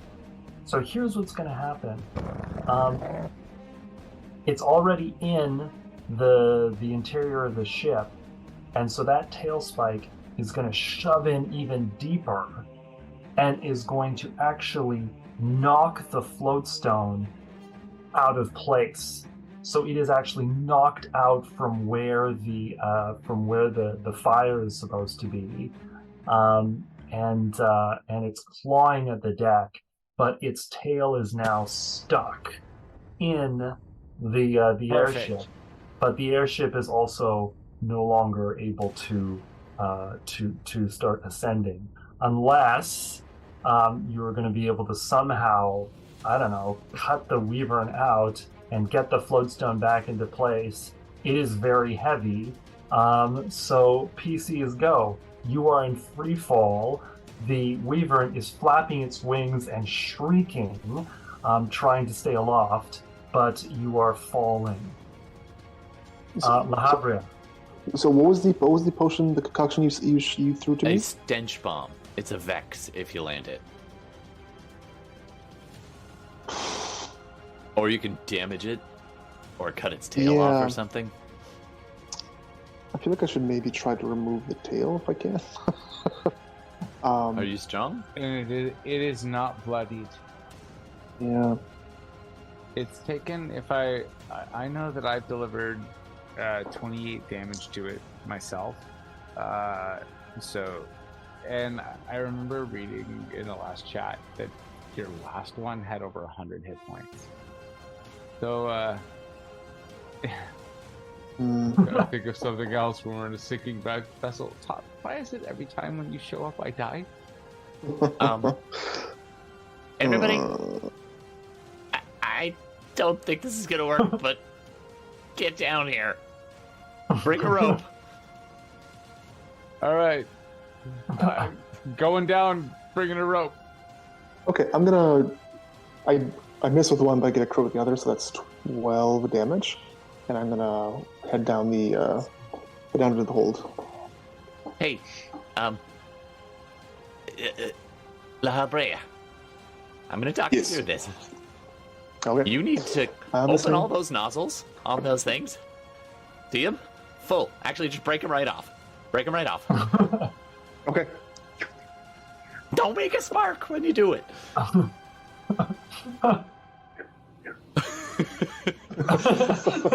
You're like using daggers to like cut these metal things. So no, don't make a spark.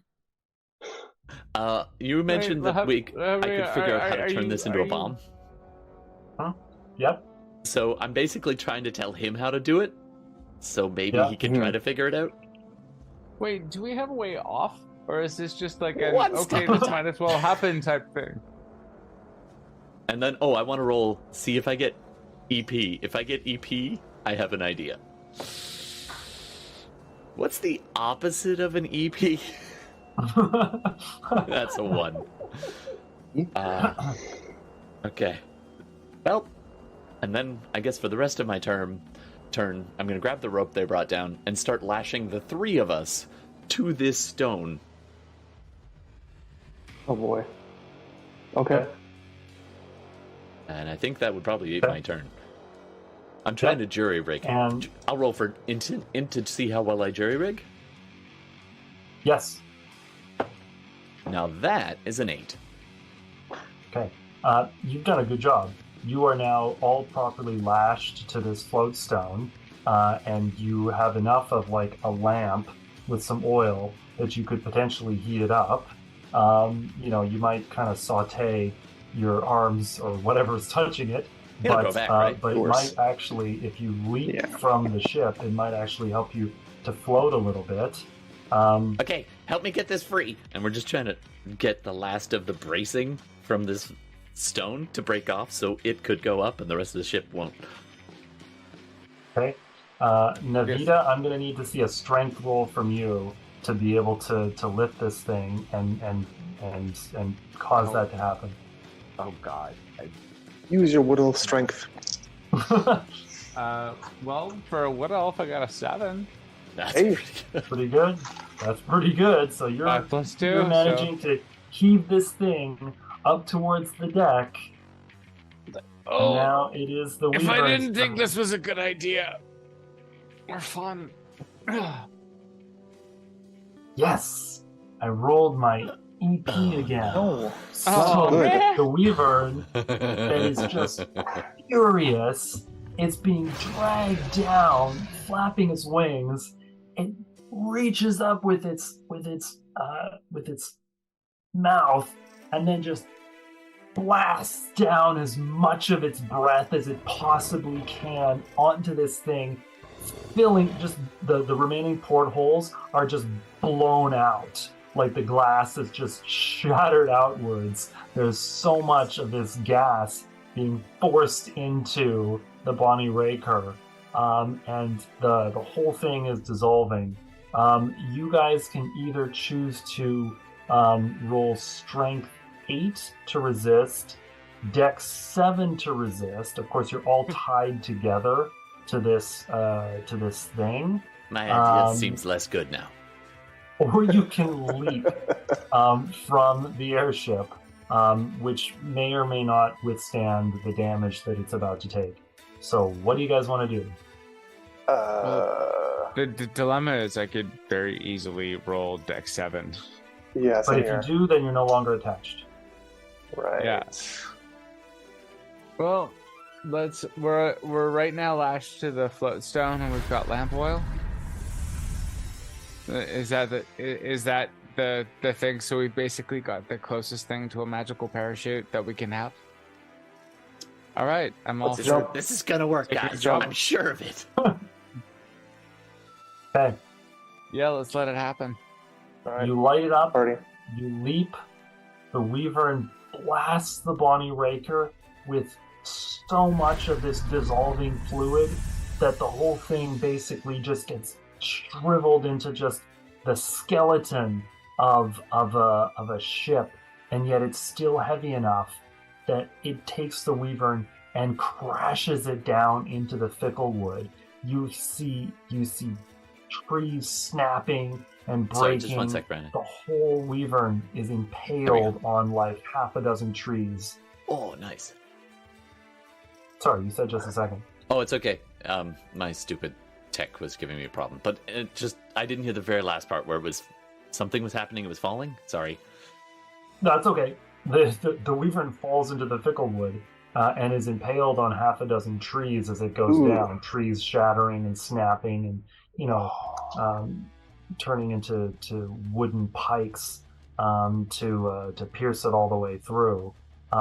Whatever is left of the Bonnie Raker just explodes around the carcass of the Wyvern, and you see all this falling, knowing that death is probably certain.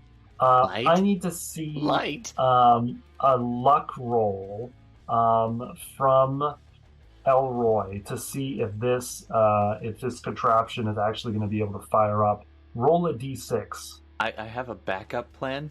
I'm gonna roll for EP first, if that's okay. Do it. You guys are gonna hate this. I didn't get it. Sure we will. So I was trying for firebomb potion and just set it off like right with us right here. It didn't work. So instead I'll try to light the Just torch. make us rocket off Plan A and or bust. fall faster elsewhere. All right. Luck roll? Really? You're gonna make me do this? Yep. I don't even want to look. Okay. Do I add anything? Nope. Nope. It's a 5. Ooh. You are heading straight towards the ground, and the ground is rising up towards you at incredible speed. And It's always you're hard to about light in hit, the wind. You're trying to get this thing to light, and suddenly a portal opens up and envelops you and sucks you in, and it's just blackness. It folds in over you. It snaps. You're gone. You're falling through some kind of negative space. And then suddenly Just screaming you wake the whole up time. and there's a crash, and you are falling onto the floor of, you have no idea where you are, but you're alive. That's the first thing you notice. The second thing you notice is that this float stone was never going to be able to get hot enough within a few seconds to save your lives, because it is sitting there lukewarm and actually The candles broken. underneath. Yeah. And you are looking around, and there is somebody who's standing there, a wizard, and he has the face of a hawk, right? He has the body of a human, but he has a face of a hawk with some very distinctive eye markings underneath the eyes. You might know what this creature is, you might not, but he's standing there in wizard's robes with a heavy cane, staring at you in astonishment. See? I told you it'd work. Unable to make out what has just happened here. He is a wedjat, which is a type of creature that is very rare even in this world. He is a descendant of a demigod in ancient Arcadia, and he has, and all wedjats have this face frankly like Horus. Okay, you know what Horus looks like? He looks like Horus, except quite a bit older, very sort of disheveled, and wearing a wizard's robe. And he's staring at you, and he says, You're one of the omens? I can't believe this. And he immediately pulls open this book, and this book doesn't, the pages aren't actually in order. And he pulls them out, and he starts rearranging them. And that's where we're going to end tonight. Huh. Well, that was fun. Hello. Interesting. Okay. Wow. Well, thank you, Brendan. Thank you. Okay. That was Thank fun. you. Grazie. That was very lovely. I saw my life flash before my life. You guys did great. Yeah, that was great. I was scared when you had the Cthulhu T-shirt on. Like, oh, and Todd was here again. I was like, am I gonna die again? Well, that was really fun when it happened. Just so you guys know, an Emerald Weavern is like a challenge rating 5 monster. It had 500 hit points. What? Oh You my dealt god. 59 hit points. You guys survived for a good long time fighting that thing. Oh wow! Yeah, shockingly. And Hey, we wrecked no, an you airship. did it. Yeah, you wrecked that airship. You did a Hey, surprising amount of damage. Can we keep the but stone You got. and jury rig a air raft? Well, we'll see what happens if You'll see what happens. Jetpack. Literally, the wedget lets us. Yes. Well, Yeah. we're kind of We're in their debt. Absolutely. So, All right. So a couple of things to take away. La Habria, you have 18 pieces of stardust. Okay. Elroy, you have 2 pieces of stardust and 2 moonstone fragments. Yep. Navita, you have 2 pieces of stardust and 1 moonstone fragment. And you have destroyed the Bonnie Raker. So Yasmina Alkindi might have a bone to pick with you. Hey, as far as they know, we're dead. As far as Yeah, we're true enough. But we but did a you whole are portal alive, thing. We got some splaining to do.